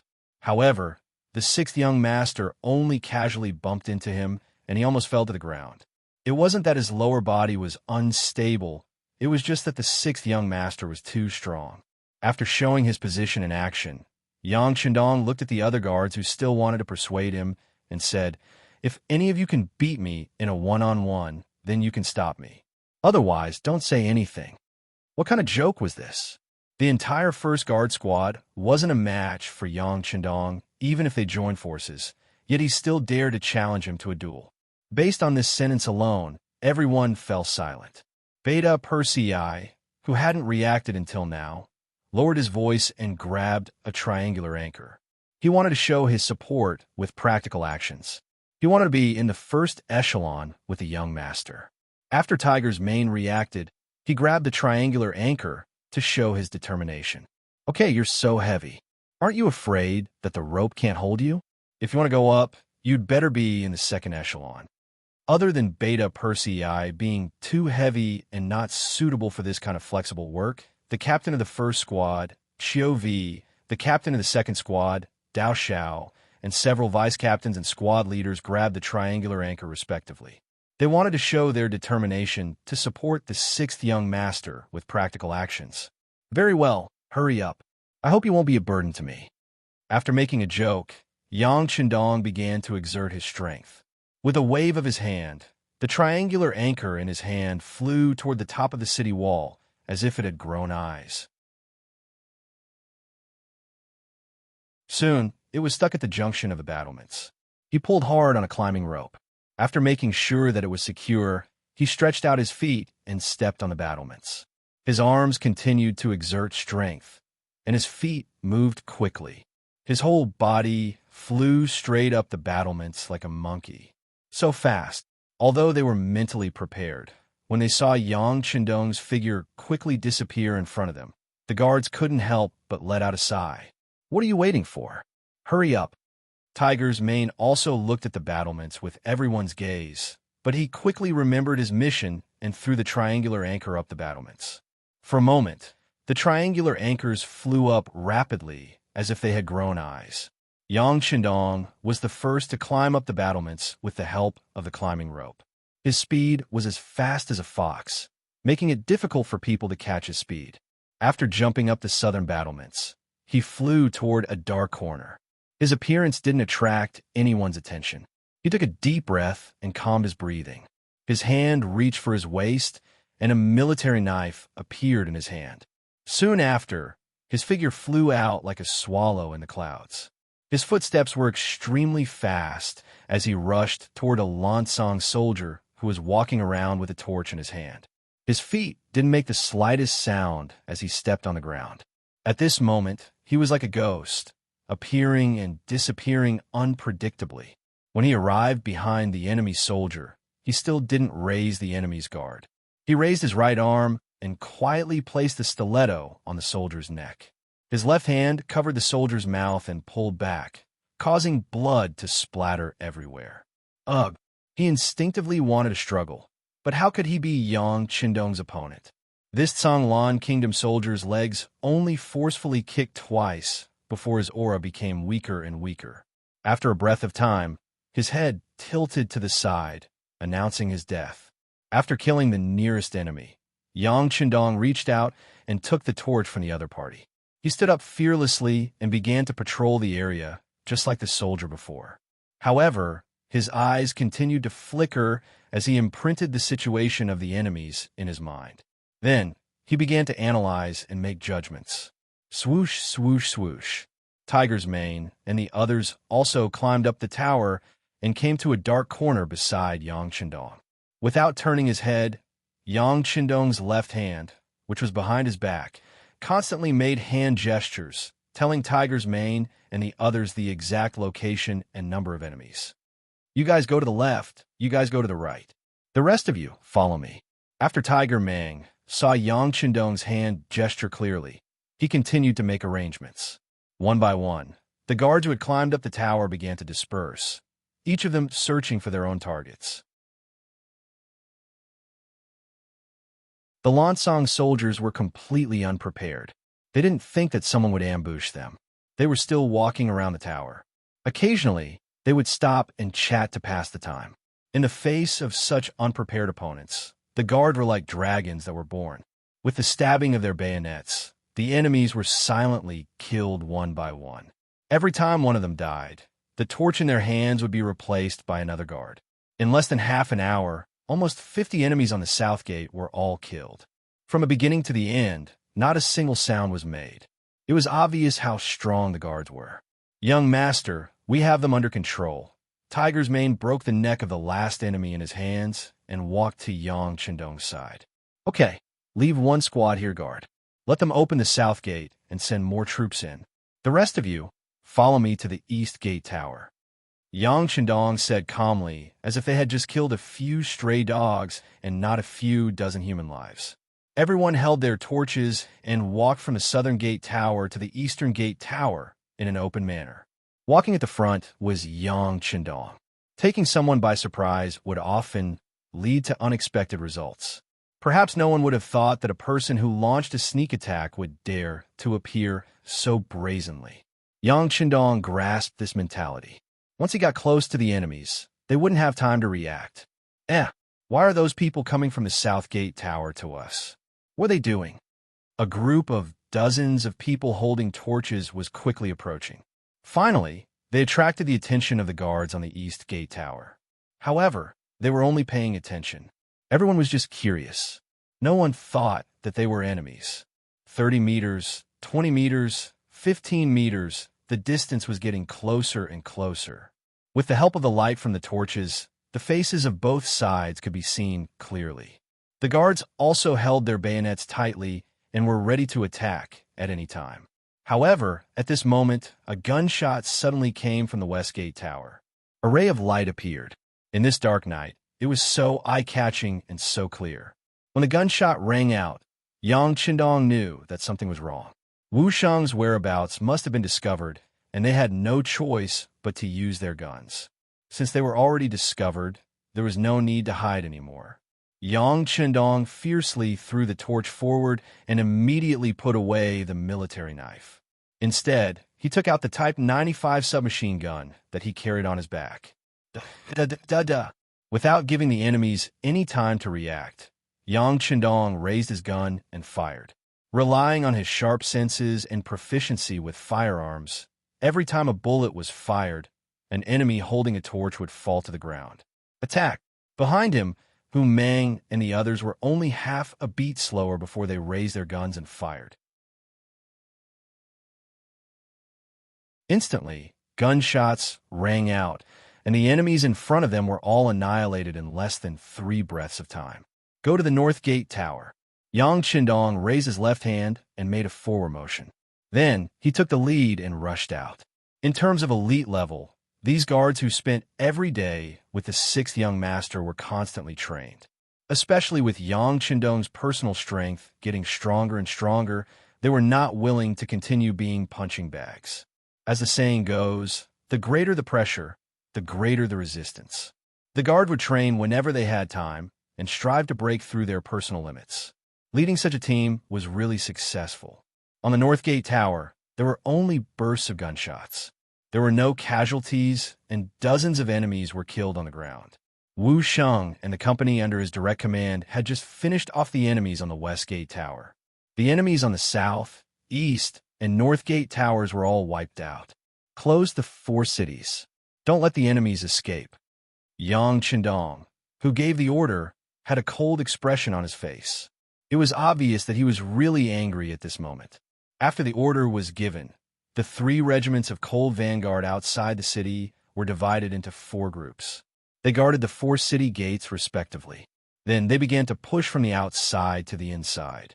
The 3 of them formed a group. Under the 3-on-3 tactic, the unprepared enemies fell to the ground one after another. Many of them did not understand what had happened until the moment they died. How could there be enemies behind them? The news that the 4 city gates leading to the outside world had fallen quickly reached the ears of the commanding general, Ceci.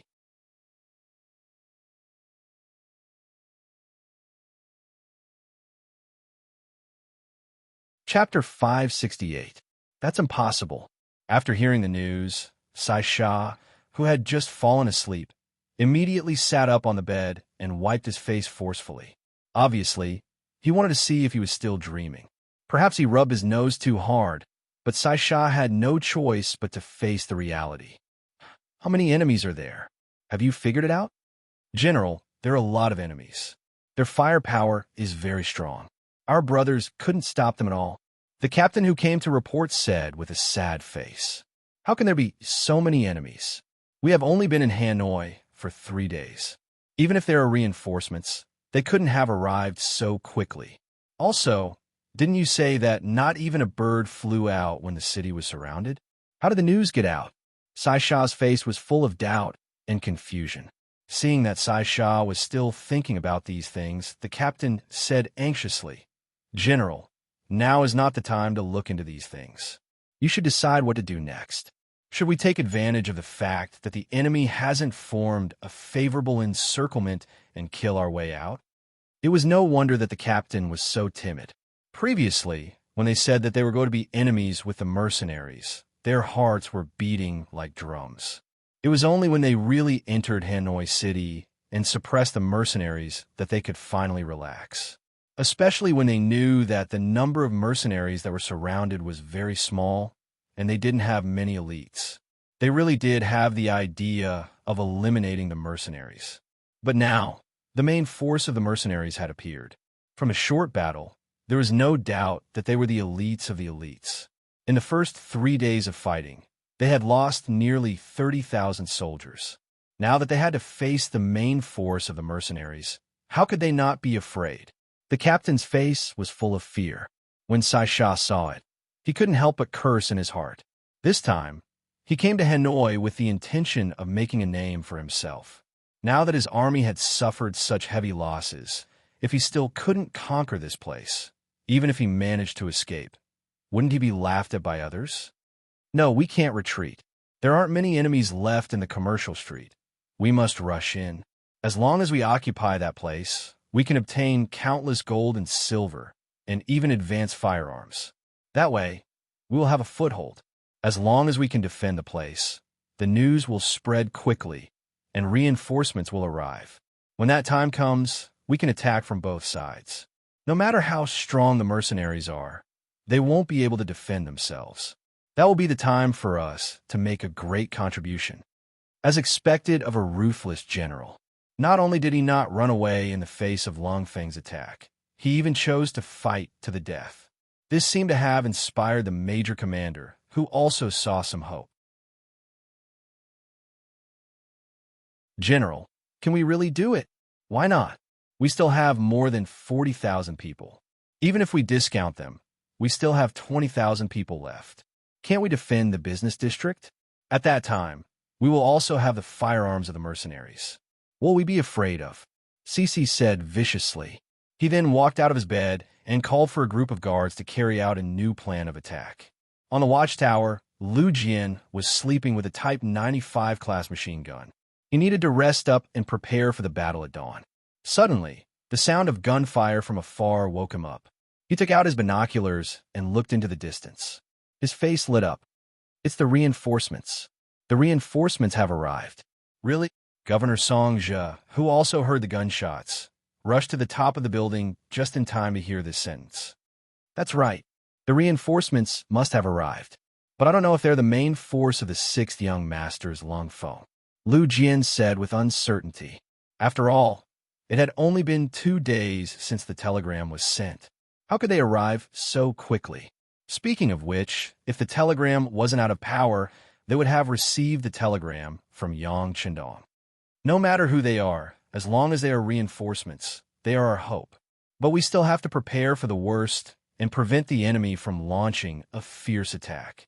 Songzhe couldn't be sure that the reinforcements were the main force of the 6th Young Master and the Lung Feng. But no matter what, there was still hope. Just as Songzhe finished speaking, one of the Lung Feng soldiers said, "The enemy is gathering. It looks like they are really going to launch a fierce attack." Songzhe and Lu Jian heard this and came to the window.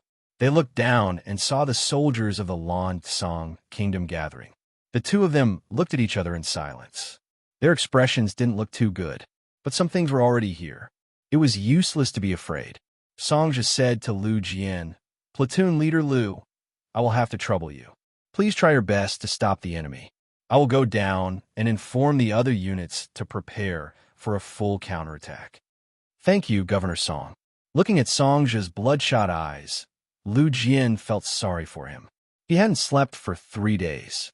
The auxiliary soldiers, temporary auxiliary soldiers, and the Vietnamese mercenaries in the commercial street were all mobilized.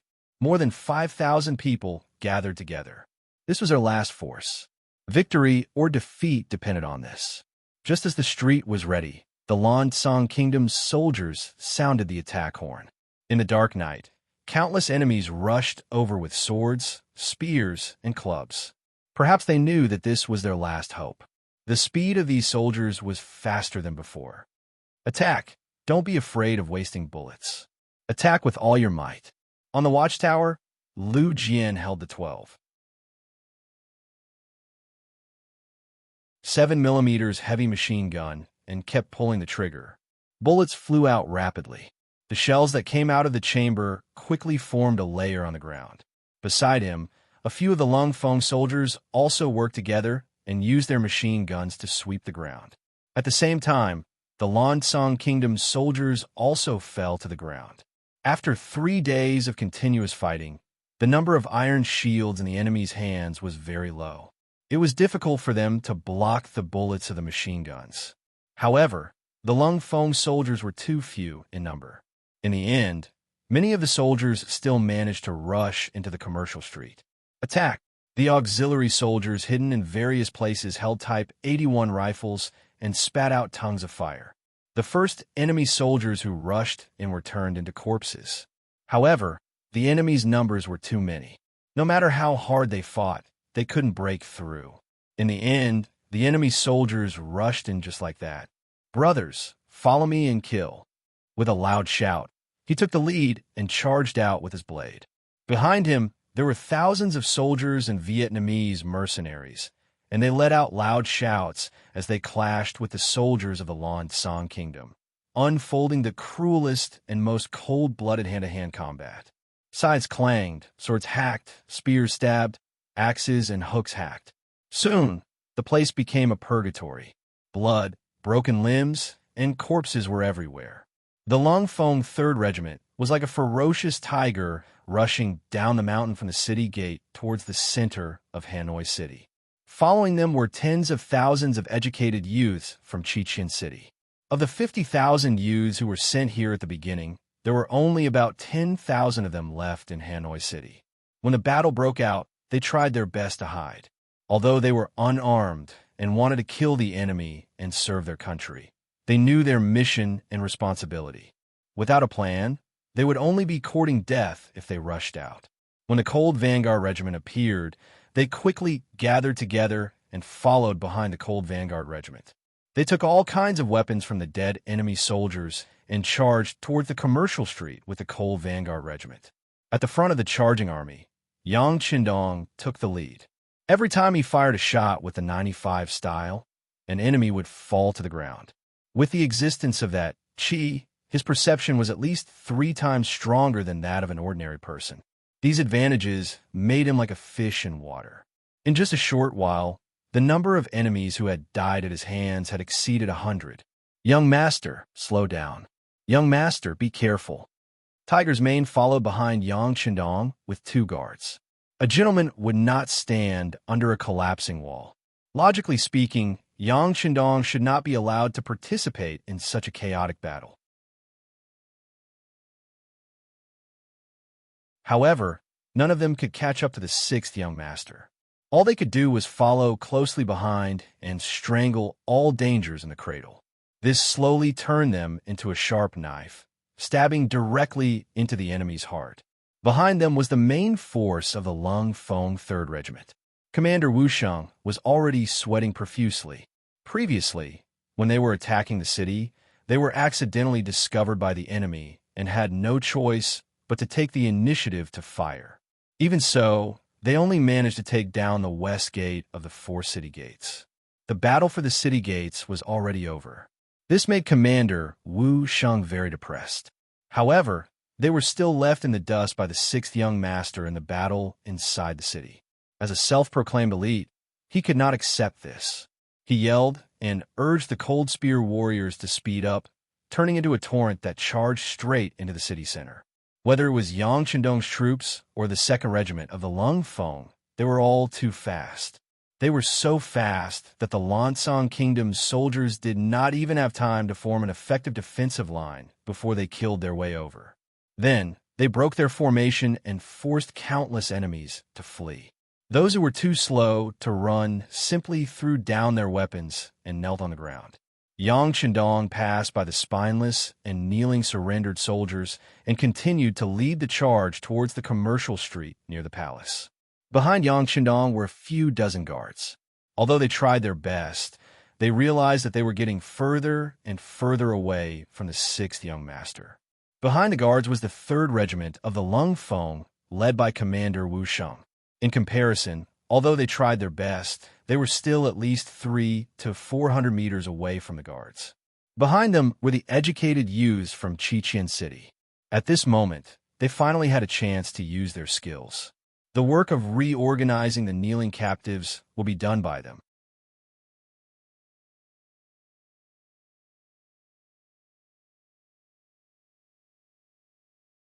Chapter 569. The gunshots never stopped from night till dawn. When a white light slowly rose from the horizon, Yang Chendong was already 1 kilometer away from the commercial street. It was obvious that there was a group of people shouting here. After dodging to a corner, Yang Chendong took a deep breath.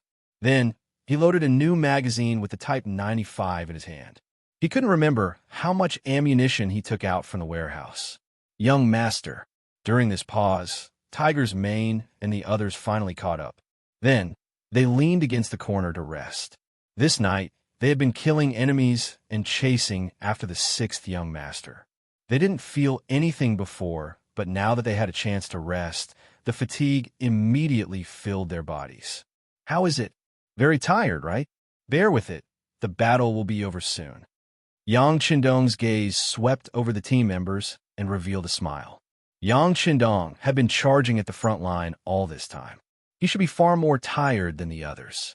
In particular, his perception had always been in a very tense state. Because of the existence of the key, he felt tired, but it wasn't that strong.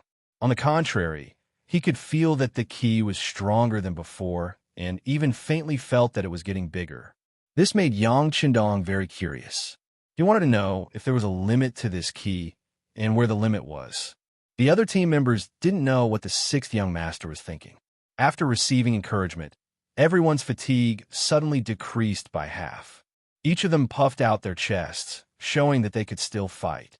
Okay, check your weapons and equipment, and prepare for a surprise attack. Yang Chendong's eyes were smiling. It was as if they weren't going to kill people, but to have fun. After fighting for a night, the team members didn't have many bullets left. They weren't like Yang Chendong, who owned a large warehouse and had the world's largest arsenal behind him.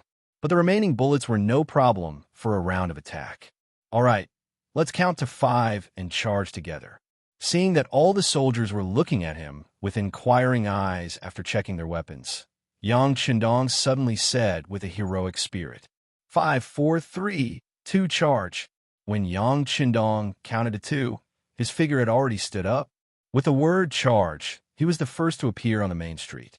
Then, the 95 style in his hand spewed out a tongue of flame, directly killing the enemies on the street behind him. This enemy troop was General Sexy's headquarters. He was reprimanding the captains and Kiliarchs under his command as the battle was going badly. Who would have thought that an enemy would suddenly appear behind him? Da-da-da! Gunshots rang out one after another, and the unprepared Lansong soldiers fell to the ground like sliced chives. The gunshot attracted Cece's attention. What's going on? Why are there enemies behind us? Where are the troops we arranged to stop the enemy? It was no wonder that Cece was so panicked. At the beginning of the battle, he arranged for 3 Kiliarchs and 3,000 soldiers to guard behind him. He thought that it was foolproof, but who knew that they were already scared out of their wits by the mercenaries? They either escaped from the city or found a place to hide. Some even surrendered and became captives. They were really frightened by the strength of Yang Chendong and the others. The gunshots didn't stop because of Cece's confusion. On the contrary, it continued. When the distance was close, a group of soldiers threw out the grenades at their waists, causing the ground to rumble. The distance between the two sides was about 200 meters. This was the most effective distance for firearms. On the other hand, the weapons in the hands of the Lansong soldiers were like toys in the hands of children. They were not of any use at all. Hold on. Cece was caught off guard by Lung Feng's sudden appearance. Only when many of the soldiers in his line of sight had fallen to the ground did he react. He loudly gave out orders as he fled to a nearby street under the protection of his personal guards. The mercenaries in the commercial street were getting weaker and weaker after a few rounds of attacks. Originally, one or two more attacks would have been enough to clinch victory. The sudden appearance of the cold front made Cece's plan fall through. He had no choice but to escape to another place. Oof. Want to run? Yang Qindong's eyes spat out flames of anger. With his inhuman eyesight, he naturally saw that there was a general wearing golden armor among the people escaping. If he guessed correctly, he should be the leader of the mercenaries. If he didn't encounter him, it would be fine. But since he encountered him, there was no reason to let him escape. He ran as if he was flying. With a leap, he jumped onto the roof of a house and threw out a sentence to Tiger's mane behind him. I'll chase after the enemy. You guys are responsible for cleaning up this place. With that, Yang Qindong disappeared from the sight of Tiger's mane and the others. Everything happened too quickly. In addition to a night of killing, even Tiger's mane and the others felt a little exhausted. They definitely couldn't keep up with the young master's speed. Xiao Vi, Dao Xiao, you guys are responsible for settling the matters here. Beta Persei, let's go. Even though he was very tired, Tiger's mane still decided to chase after him. This was a display of loyalty. Tiger's mane and Beta Persei left. Behind them, a few members of the first guard team followed. Ba Dao Jiang, Peng Yu, and the others were among them. Their thoughts were the same. They absolutely couldn't let the sixth young master take the risk. In fact, if it weren't for the fact that they were physically exhausted, they would have followed behind Yang Qindong. Cece naturally didn't know that he had been targeted. When he left a group of people to guard the place, he thought that he was already safe. So when he walked to another street with nearly 100 of his personal guards, his originally nervous heart had already relaxed. It was early in the morning, and the battle in the commercial street had already lasted for 3 days. The people in the vicinity had already fled. On a relatively spacious street, there was only Cece and nearly 100 of his subordinates. Oof. This time, we were unlucky. The mercenaries came just in time, but it doesn't matter.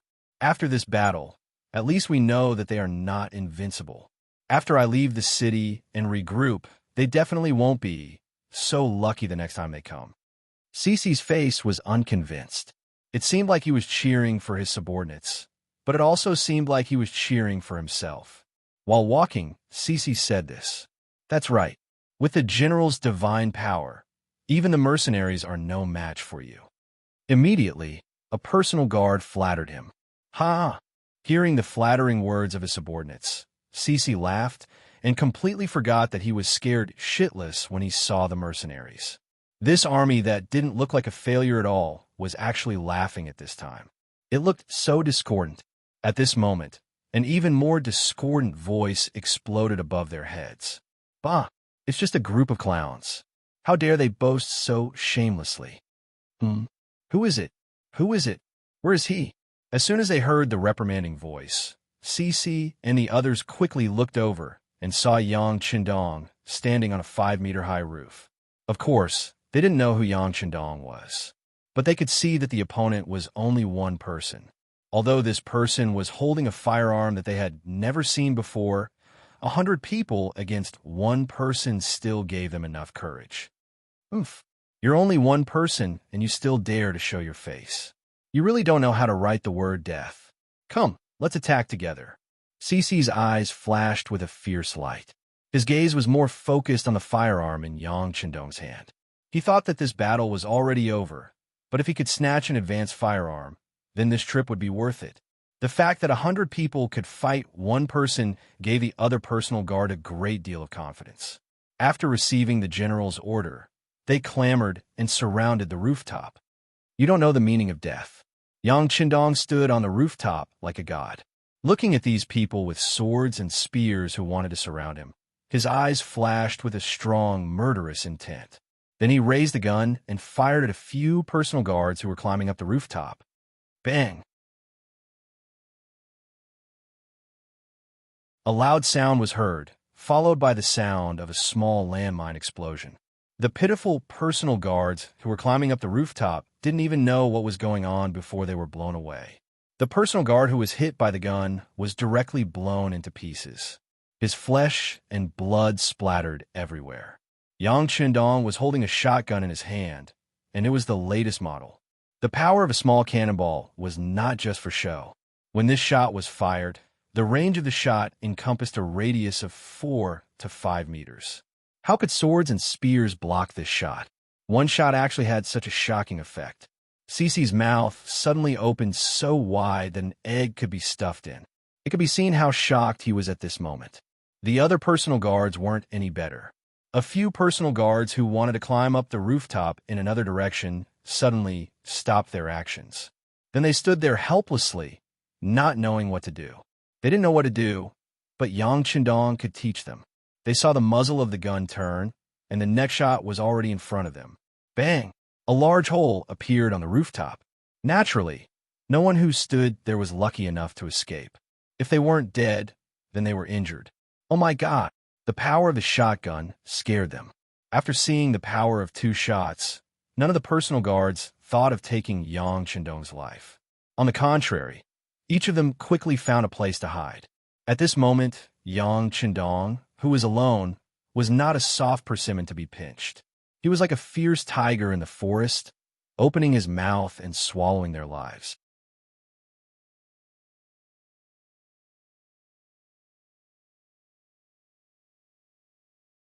Chapter 570. Pung pung pung. Shot after shot, hitting the bodyguards who were running in all directions. One bodyguard after another fell to the ground, screaming and wailing, giving people a feeling of fear. What kind of weapon is this? Saishi rushed into a house under the protection of a few bodyguards. At this time, he was in a very sorry state, his face full of fear. Just now, he had seen with his own eyes that 3 personal guards were hiding behind a thick wooden plank. However, when the gunshot rang out, a large hole was blasted in the wooden plank.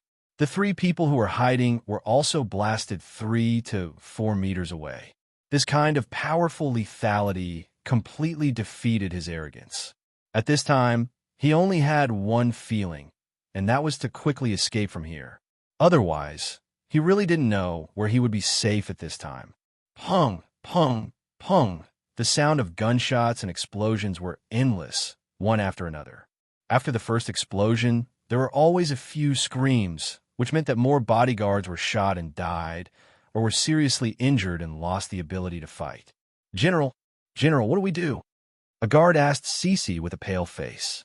His trembling legs represented his fear and nervousness at this moment. Think of a way to rush out. After all, he is only one person. Saishi was also frightened, but after all, he was a general, so he was able to quickly calm down. It was just that he was already very restrained and no longer wanted to take Yang Chendong's life like before. The advanced firearms were already a headache, and this could be seen from the daily battle casualties that reached almost 10,000. Not to mention the cannons. The difference of one word meant that it was indeed an existence that could not be surpassed. Just in terms of momentum, the shotgun was already far superior to the 81 rifle and the 95 style. Let's split up and rush out. Saishi forced himself to calm down and try to make his voice sound calm, then pointed at the 3 bodyguards beside him. You 3 run out in different directions, the others follow me. You have to remember, he is only one person, and it is impossible for him to shoot at all of you at the same time. The personal guards were used to obeying the general's orders, especially when they thought that there was only one enemy. If they fled in all directions, their chances of survival should be very high. A few personal guards looked at each other and nodded before rushing out of the house in different directions. Yang Chendong, who had already put away the shotgun, took out a Type 95.5 8mm machine gun from the big warehouse. The gun's empty weight was 395 kilograms, 840 millimeters long, 600 m shooting range, and was fed by a 75-round drum. Compared to the shotgun that could only hold 6 rounds, this Type 95 machine gun's performance was a bit more powerful. The only difference was that it was not as powerful, but in front of the bodyguards were already scared out of their wits. It was nothing. Just as he reloaded a new magazine, he saw someone rushing out of the house. A cold light flashed in Yang Chendong's eyes. How could he be polite? He shot out a few shots, and the 3 guards who were fleeing in 3 different directions fell to the ground with a plop. Rush out! Saishi heard the sound of gunfire outside and knew that his chance was here. He yelled and brought the only 3 bodyguards with him out of the house. But right after he rushed out, he clearly saw the bodyguards' bodies on the street, including the 3 bodyguards who just rushed out. Saishi instinctively stopped and looked up at the roof. What he saw was Yang Chendong holding a Type 95 machine gun with a face full of killing intent. 222. After a few shots, the remaining 3 bodyguards fell backwards. If you looked closely, you would see that they were all shot in the forehead. For a machine gun to be able to hit the bullseye, it could be seen that Yang Chendong's familiarity and accuracy with guns had reached a new level. With a pudong sound, Saishi also knelt on the ground. Different from the other bodyguards, his legs were shot. The powerful penetrating force of the machine gun shattered his leg bones, causing him to lose the ability to stand up. "General!" Shouts came from the houses on the side of the street. Some bodyguards rushed out as if they didn't care about their lives. Personal guards were indeed personal guards. Their loyalty to the general was many times higher than that of ordinary soldiers. But the reality was that their actions were completely useless. They could only become souls under the gun. 222, 222. The muzzle of the gun spat out a tongue of fire. Then the bodyguards fell to the ground one by one. None of them could reach Saishi's side. Seeing everything that happened, Saishi forgot about the pain in his legs. Because at this moment, his heart was in even more pain. The moment he mustered the courage to look up, he saw Yang Chendong standing on the roof like a devil. He made people feel a deep fear from the bottom of their hearts.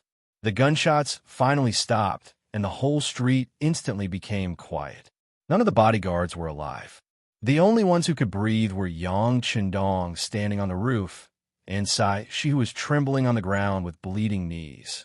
Young Master, Tiger's Mane, and the others finally appeared. When they saw Yang Chendong on the roof safe and sound, they couldn't help but breathe a sigh of relief. Then, they were deeply shocked. They were frightened by the scene in front of them. The street was full of corpses, and there were nearly 100 of them. This was all done by the 6th young master. Badeo Jiang said as he couldn't help but gulp. 1 against 100. Although they had the advantage of advanced firearms, it wasn't something they could do. That should be the enemy general who caused trouble for us this time. Capture him, and we'll have a public trial later. Right, bandage him up. We can't let him die so quickly. Jumping down from the roof, Yang Chendong walked to Tiger's Mane and Beta Persei. At the same time that Saishi was captured, in front of the commercial street, because of the appearance of the guards and the 3rd Regiment of the Cold Front, the Lansong soldiers here were first defeated, then kneeled and surrendered in front of the powerful forces. The crisis of Hanoi City was resolved. At the entrance of the commercial street, Yang Chendong stood there and looked at the mess in front of him. On the commercial street after the war, some guns were completely smashed and machine gun parts were scattered all over the ground. The bodies of the martyrs were in various positions. Some were hugging the enemy's waist, some were hugging the enemy's head, some were choking the enemy's neck, some were pressing the enemy to the ground, and some were burning together with the enemy. There was also a soldier who was still holding a grenade in his hand. His body was covered in brain matter. The brains of the Lansong soldiers who died with him were splattered all over the ground. Another soldier was holding half of the enemy's ear in his mouth. When they buried the bodies of the martyrs, because their hands were interlocked, they hugged the enemy so tightly that some of their fingers were broken. The cruel side of the war was finally revealed. In this battle, a platoon of the Cold Front soldiers had lost 6 people, and more than 10 were injured. Of the 2 battalions of auxiliary soldiers, only 1 company was left standing. Of the 6 temporary auxiliary battalions, only 1 battalion survived. Of the 10,000 Vietnamese mercenaries led by Hong Jin, only less than 1,000 were left. This battle was the worst loss the mercenaries had suffered since they set out on the battlefield. Although this sacrifice had eliminated more than 40,000 enemies, this result still made Yang Qindong's heart ache. Standing behind him, Tiger's mane, Beta Persei, and the other's eyes were red, and the murderous intent in their hearts had unknowingly gathered. Young master, this hatred must be avenged. Of course it must be avenged, Yang Qindong said with absolute certainty. Not only did the Lansong Kingdom take in Fan Yuhai's defeated troops, they even dared to take the initiative to attack them. If he did not destroy them, how could he get rid of the hatred in his heart? Wouldn't that make others look down on him? Sixth young master, Song Zhe, Gao Yu, Lu Jian, and Hong Jin finally appeared. From their bodies, one could see heavy fatigue. It was obvious that the 3 days and 4 nights of fierce battle had consumed a lot of their energy. As soon as the 4 of them appeared, they had a guilty look on their faces. With such a heavy loss this time, they did not know what kind of punishment they would receive. Although they had worked hard in the process, the result was still unbearable. This was especially true for Hong Jin, who was one of the 4. This time, he was the one who allowed the enemy to break in while he was defending the city. What was even more hateful was that there were some traitors among his subordinates. It could be said that he was the most responsible for this incident in Hanoi City. He was originally a defeated general, and this time he committed such a big mistake. He really did not have the face to face Yang Qindong. The reason why he came this time was to ask for forgiveness. He was even mentally prepared to be punished severely and even a hand over his military power. Yang Qindong stood there motionless like a mountain. His eyes swept across the 4 people's bodies and faces, bringing great pressure to them. Hong Jin's mistake was already mentioned. Gao Yu's mistake was that he did not follow the rules and regulations. As a result, the telegraph was always on. When it was needed, there was not enough power to receive the telegraph. Naturally, it was a big mistake to not be able to receive the news. Although Lu Jian worked hard in the battle, as the highest-ranking officer of Lung Feng, he only cared about the small area in front of him. He did not think about commanding the auxiliary troops, did not help this force, and did not even arrange for them to be on the watchtowers. Otherwise, the battle would not have been so difficult. As for Songzhi himself, he only focused on developing the economy. He did not think about how to deal with the enemy if they attacked. This was a little short-sighted. He did not even make good use of the 10,000 educated youths in the city. This was also a big mistake. The 4 people who had made mistakes, at this moment, no one dared to look at Yang Qindong. They all lowered their heads, waiting for the result of their punishment. Sigh. With a sigh, Yang Qindong knew that they were wrong. However, this was not what they wanted to face. It was because of their limited vision. He believed that with this experience, they should know how to deal with it in the future. You have worked hard. After sighing, Yang Qindong did not blame them. Instead, he encouraged them to say such a sentence.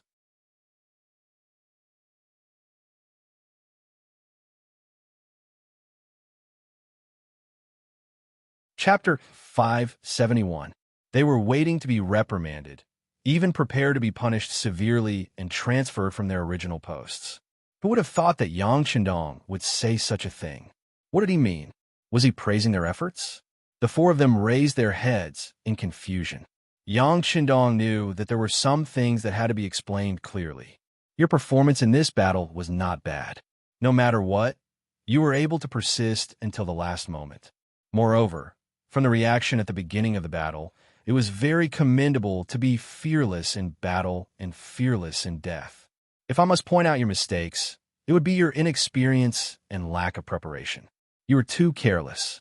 You thought that with the name of mercenaries, everyone in the world would be afraid of us, and no one would find trouble with us. This is wrong. His tone was not very harsh. It was just the truth, but it was enough to make Song Zhe and the others reflect. In this battle, unless Yang Qindong happened to be in Hanoi City, no one would have handled the matter better than Yang Qindong.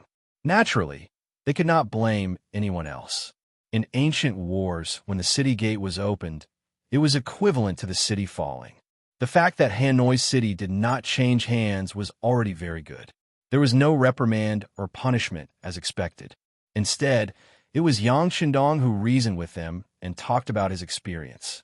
It was only a 2-hour conversation, but it had benefited them greatly. They believed that if the same thing happened a second time, there would be a huge reversal. Perhaps they would not need any reinforcements to drive out the invading enemy. Song Zhe and the others finally turned around to rest. First, they had been fighting continuously for the past few days. Whether it was physically or mentally, they were too tense. They needed a good rest to adjust their body's condition. Second, they also needed to digest some of the words of the sixth young master, and then come up with a plan to deal with any unexpected events. The others went to rest, but Yang Qindong did not. Instead, he went to the palace and began to deal with the matters that had happened in the past few days. For hours after Hanoi City was recaptured, the information from all sides was sent over. It turned out that it wasn't just Hanoi. Shiyu City and a few other major cities in Jiaoji were also under attack. The only difference was that their opponent was the former Jiaoji's fugitive, Fan Yuhai. However, according to the reports, Fan Yuhai had yet to use his full strength. It seemed that he was waiting for the results of the battle in Hanoi City. This allowed Ruan Chunsheng, Chun Di, and the others to barely hold on to the city without suffering too many losses. Just a bunch of flies. Tell Commander Wu Sheng to send out the 3 battalions under his command. Take the initiative to attack in companies. If you see any enemy that refuses to submit, kill them. Yang Shindong's face was cold as he gave the order. If it wasn't for the fact that Hanoi City needed someone to hold the fort and the main force was still rushing towards Hanoi City from the sea, Yang Shindong would have personally dealt with Fan Yuhai. He had a feeling that the reason why the Lan Tsang Kingdom had the guts to take the initiative to attack Hanoi City was because of this person. Do you want to retake Jiaoji? Very well. Let's see who's the real deal. Yang Shindong, who owned the warehouse, naturally had a domineering aura that looked down on the world. With the help of the 10,000 or so educated youths, Hanoi City was quickly restored to its original state. The corpses on the streets were carried away, and the blood that flowed out was washed clean. On the surface, there didn't seem to be any difference. However, if one had to point out a change, it would be that there was an additional large Jingguan outside Hanoi City. The Jingguan was made up of the heads of over 40,000 people. Beside the Jingguan, there were a few tall wooden pillars with the corpses of Sai, Shi, and a few others hanging on them. Yang Shindong wanted to use this method to send a message to those who were plotting against him. This is the result of making an enemy out of me. 5 days later, the 2nd Regiment of Lung Feng, 20 auxiliary battalions, and 50,000 youths from the 2nd batch arrived at Hanoi City. They were warmly welcomed by Song Zhe and the rest. Especially when Song Zhe knew that these 50,000 youths were once part of the militia and had a certain level of military experience, he was extremely excited. He had already come up with a military plan to turn every citizen into a soldier and had received Yang Shindong's approval. Turning every citizen into a soldier meant that the citizens would still be citizens and would do whatever they were supposed to do. However, once the city was in danger, every citizen would be turned into a soldier. The youths who had received a certain level of military training would be the main force, while the rest would be the support. They could take out weapons from the city's treasury and quickly arm them into combat personnel. Once they achieved merit in the war, they would receive generous rewards, and so on. With Yang Shindong's approval, Song Zhe even added another condition to the plan. That was, those who performed outstandingly in the war could be considered to join the Lung Feng. Just this condition alone was enough to move the hearts of countless educated youths. In Hanoi City, the most glorious thing to do was to join the Lung Feng. There was a saying that if one person joined the Lung Feng, his whole family would be honored. Let's put it this way. As long as one member of your family joined the Lung Feng, no matter where you went, you would be looked up to. No matter what you did, you would have more advantages and benefits than others.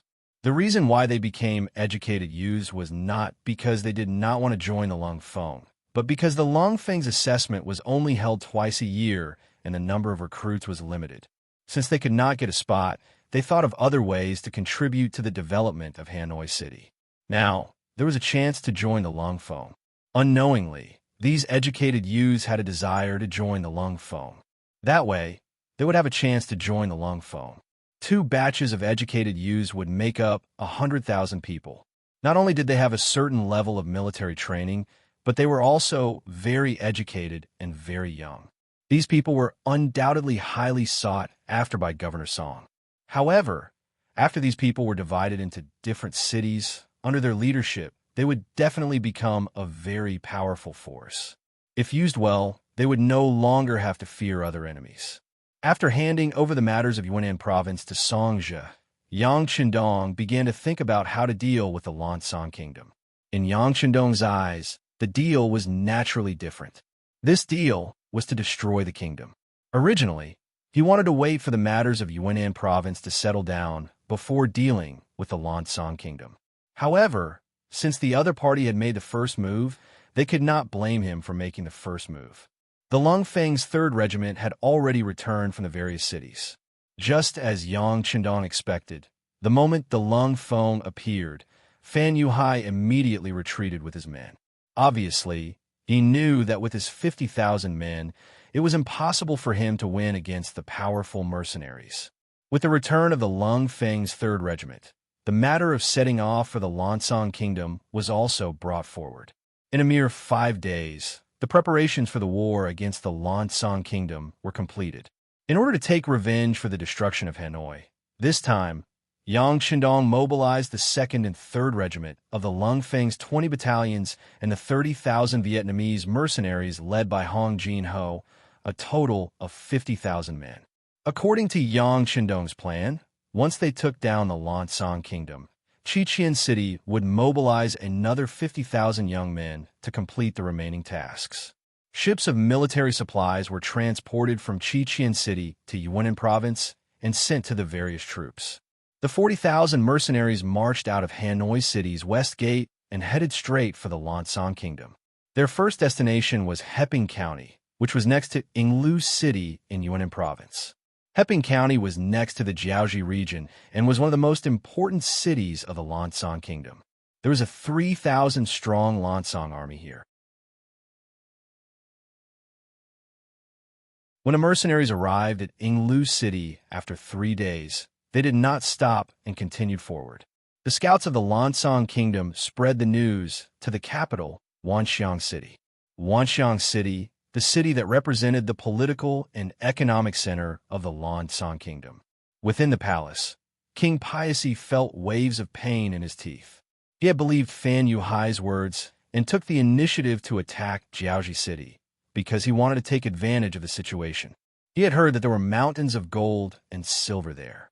As long as they won the war, they would obtain many advanced firearms that could make up for the shortcomings of the Lansong army. However, who would have thought that the main force of the mercenaries would suddenly appear? Not only did they resolve the crisis of Hanoi City, but they also defeated the 70,000 men, including Sisi.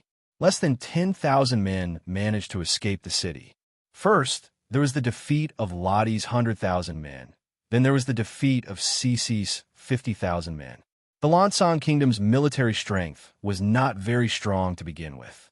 Now, they only had 100,000 men, led by Sang Wang La, and 20,000 royal guards left in the palace. 120,000 men against 40,000, and in this battle, it seemed like they had the advantage. However, if the enemy was the mercenaries, it would be a different story. Who didn't know that the mercenaries had the most advanced firearms in the world? Who didn't know that the mercenaries were used to winning when they were outnumbered? Where is Fan Yuhai? His face was burning with anger. Now, Piasi hated this general who had escaped from Jiaoji. If he hadn't listened to his words, he wouldn't have to face the main force of the mercenaries so early. Your Majesty, General Fan's troops have already arrived at Sangnu City. He sent someone to deliver a message, asking Your Majesty to lead the army to meet with him. He wants to defeat the mercenaries. Great General Saiwing stepped forward and saluted. A defeated mercenary? What a boastful claim. If Fan Yuhai really had such an ability, he wouldn't have had to run away like a stray dog. A mocking voice came from the crowd of officials. Then a middle-aged man with small eyes and a big head took the initiative to stand up. He cupped his fist and said respectfully to the high and mighty Paisi, "Your Majesty, I think that Fan Yuhai wants to use us as a shield. He wants us to fight to the death with the mercenaries. Otherwise, why didn't Fan Yuhai make a move when Saishi had already attacked Hanoi City before? We have already suffered a loss. Your Majesty, please reconsider. Don't be fooled again." The person who spoke was the Lansong Kingdom's imperial preceptor, Long Qi. He was known for his eloquence and intelligence. He was later recruited by Paisi and given the position of imperial preceptor.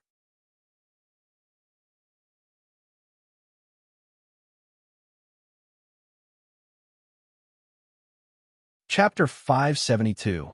It could be said that if Sang Wenla was the representative of the military, then Long Qi was the representative of the civil officials. When such a person stood up to express his opinion, he quickly received the support of many civil officials below. Not only that, some people simply talked about the previous sneak attack on Hanoi City. They accused it of being a mistake and playing with fire. It would only put the Lansong Kingdom in danger. Since ancient times, civil and military officials could not coexist. This was determined by their nature. Just like how military officials could only show their usefulness on the battlefield, civil officials needed the world to be peaceful. Only then could they display their talents. Once a war broke out, their abilities would be of little use. This was also why in history, whenever a war broke out, the civil officials would always advocate for peace while the military generals would always advocate for war. Paisi was still sitting on the high seat and watching everything with a smile. For an emperor, the balance of power represented their means. Civil and military opposing each other. This was what he wanted to see from the bottom of his heart. But when he saw the morale of the civil officials getting higher and higher, Sang Wenla and the other military officials slowly stopped talking and kept silent. He also saw that something was wrong. He hoped for the balance of power, but he definitely did not want to see either side getting bigger. Enough. Seeing that the situation was completely one-sided, Paisi finally had to stand up and speak. With this shout, the whole quickly quieted down, showing that King Paisi's authority was still very strong. The matter of the alliance with Fan Yuhai was discussed before. How can we break the agreement? Besides, the mercenaries first attacked General Ladi and killed him. This time, they killed General Sisi. We are already irreconcilable with them. Let's not think about getting along peacefully. Sang Wenla, this king now orders you to lead the army north and meet with General Fan Yuhai in Sangnu City. We must keep the enemy army out of the country. This subject understands. Sang Wenla lowered his head and respectfully agreed. When he raised his head, he looked at Long Qi and the others with a somewhat provocative gaze. The meaning of showing off was very obvious. The court meeting ended with the king's words.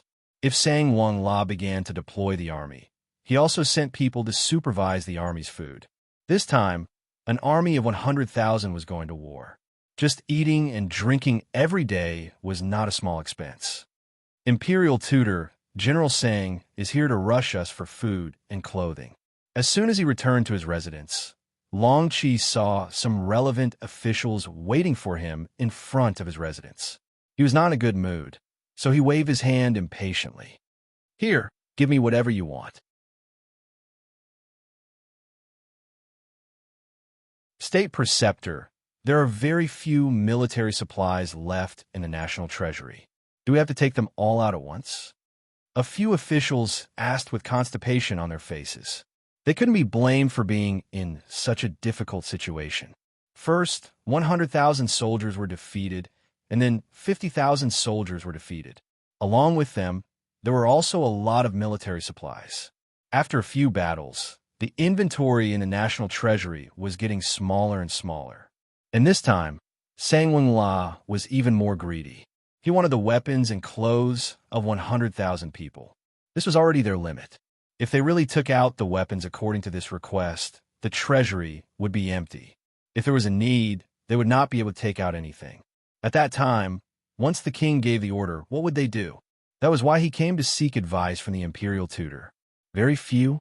Haven't you been forging weapons in military uniforms? Long Qi asked with a frown. As the state preceptor, there were too many things he needed to manage. It was impossible for him to be clear about everything. A few officials had a difficult expression as they replied. If it's Imperial Tutor, we have been working hard. However, the consumption is too great. Right now, many of the weapons have only been polished for the first time. They only look like they have taken shape, but there is still a long way to go before they are tough enough. Yes, Imperial Tutor. It's the same for military uniforms, shoes, and hats. Only a part of them has been made. The rest are only half finished. We still need many embroiderers to work overtime for at least 2 months before they can be completed. The few subordinates were talking at once, which allowed Long Qi to have a better understanding of the situation. It was precisely because he understood enough that he raised his eyebrows slightly, and a strange look that no one knew flashed in his eyes. Then, he quickly regained his calm. After muttering to himself for a moment, he said, "So that's the case. It's been hard on you. Sigh, speaking of which, it's all because those generals only know how to fight. They don't care about your feelings at all. Since that's the case, and they are in a hurry, then just give them the half-finished products." Hearing Long Qi's reply, the few officials were stunned. They had an incomprehensible look on their faces. What? You don't want to? If you don't want to, then go and explain to them yourselves. This Imperial Tutor doesn't care anymore. Seeing that these people didn't seem to agree with his idea, Long Qi angrily turned around and was about to walk into the mansion. This frightened the officials.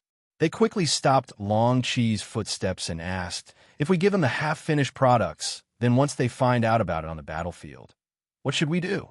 If they find out, then so be it. They are overestimating themselves. Besides, this time, we're supposed to cooperate with Fan Yuhai in the battle. It's just a show of strength. Of course, if you have other ideas, then you can think of them," Long Qi said with an indifferent attitude. If there were other ideas, would they still ask for Long Qi's opinion? Thinking that there really wasn't a better idea, and that the soldiers were all like wolves and tigers. They looked like they would be beaten up at any time if they didn't give them the items. In the end, these officials made up their minds. After all, this idea came from Imperial Tutor Long Qi. If something happened, they wouldn't be alone. In the end, all of them expressed that they would listen to the order and left the Imperial Tutor's mansion. His ears finally quietened down. Long Qi strode towards the backyard of the mansion. "All of you wait outside. This Imperial Tutor wants to be alone for a while." Waving his hand, he dismissed the guards beside him and entered the courtyard alone. After there was no one around him, Long Qi's footsteps became faster. After making several turns, he stopped in front of a small house. After taking a deep breath, he pushed open the door and entered. The small house wasn't very big. Other than a bed, 2 chairs, and a small wooden table, there was nothing else. It looked very simple and crude. However, at this moment, there was a person sitting on a chair and fiddling with tea leaves in front of him. He seemed to be very focused and didn't seem to be displeased by the simple environment at all. "Mr. Yun." Long Qi's attitude became more respectful. It was far from the high and mighty attitude he had towards the lower officials. "Imperial Tutor is here. Please take a seat. You came just in time. Try the tea leaves I just brewed." Mr. Yun smiled and pointed at the empty chair in front of him. "Then let me try Mr. Yun's craftsmanship." Long Qi squeezed out a smile and sat down on the chair. The small house suddenly became much quieter. After the tea was brewed, Mr. Yun took the initiative to pour tea for both of them. Only then did Long Qi took the teacup and took a sip. Then, he pretended to be very intoxicated and said, "It's really good tea." Naturally, no one cared about whether the tea was really good or not. What everyone wanted was just the atmosphere. Mr. Yun looked at Long Qi's performance and chuckled. He understood that the other party was using this matter to express his attitude. Since the other party said that his tea was good and his attitude was so respectful, needless to say, this person had already made his decision. With this thought, the smile on his face became even wider. Then, his right hand reached into his bosom, and 1,000,000 taels of silver banknote appeared in his hand. "Imperial Tutor, this is from our Duke of Loyalty. With this banknote, Anyone can exchange it for the same amount of silver taels at any Yang family bank.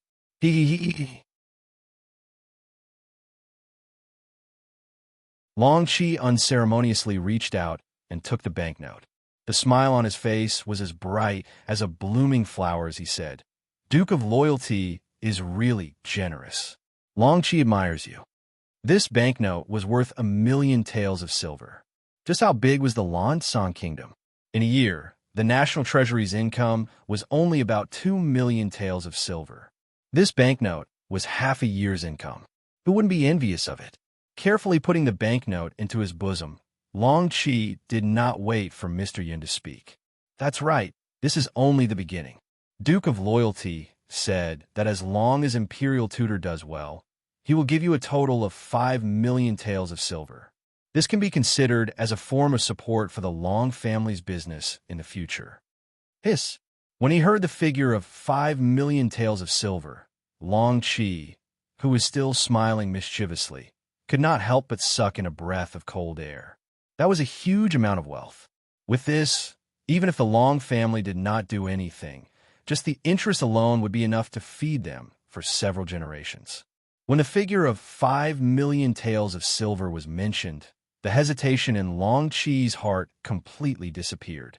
Of course, he was not worried that the Duke of Loyalty would not honor his promise. This was because he would become a role model. Whether it was good or bad, many people would see it. If the Duke of Loyalty really dared to play tricks with him, it would only cause more people's hearts to turn cold.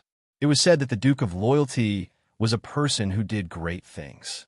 He would not do things without propriety. Long Chi's thoughts were not wrong. Yang Qindong did not have the slightest intention of playing tricks with him. Since he had mentioned the figure of 5,000,000 taels of silver, he would definitely honor it. This was related to his image to the outside world. How could he do something that would destroy his own Great Wall?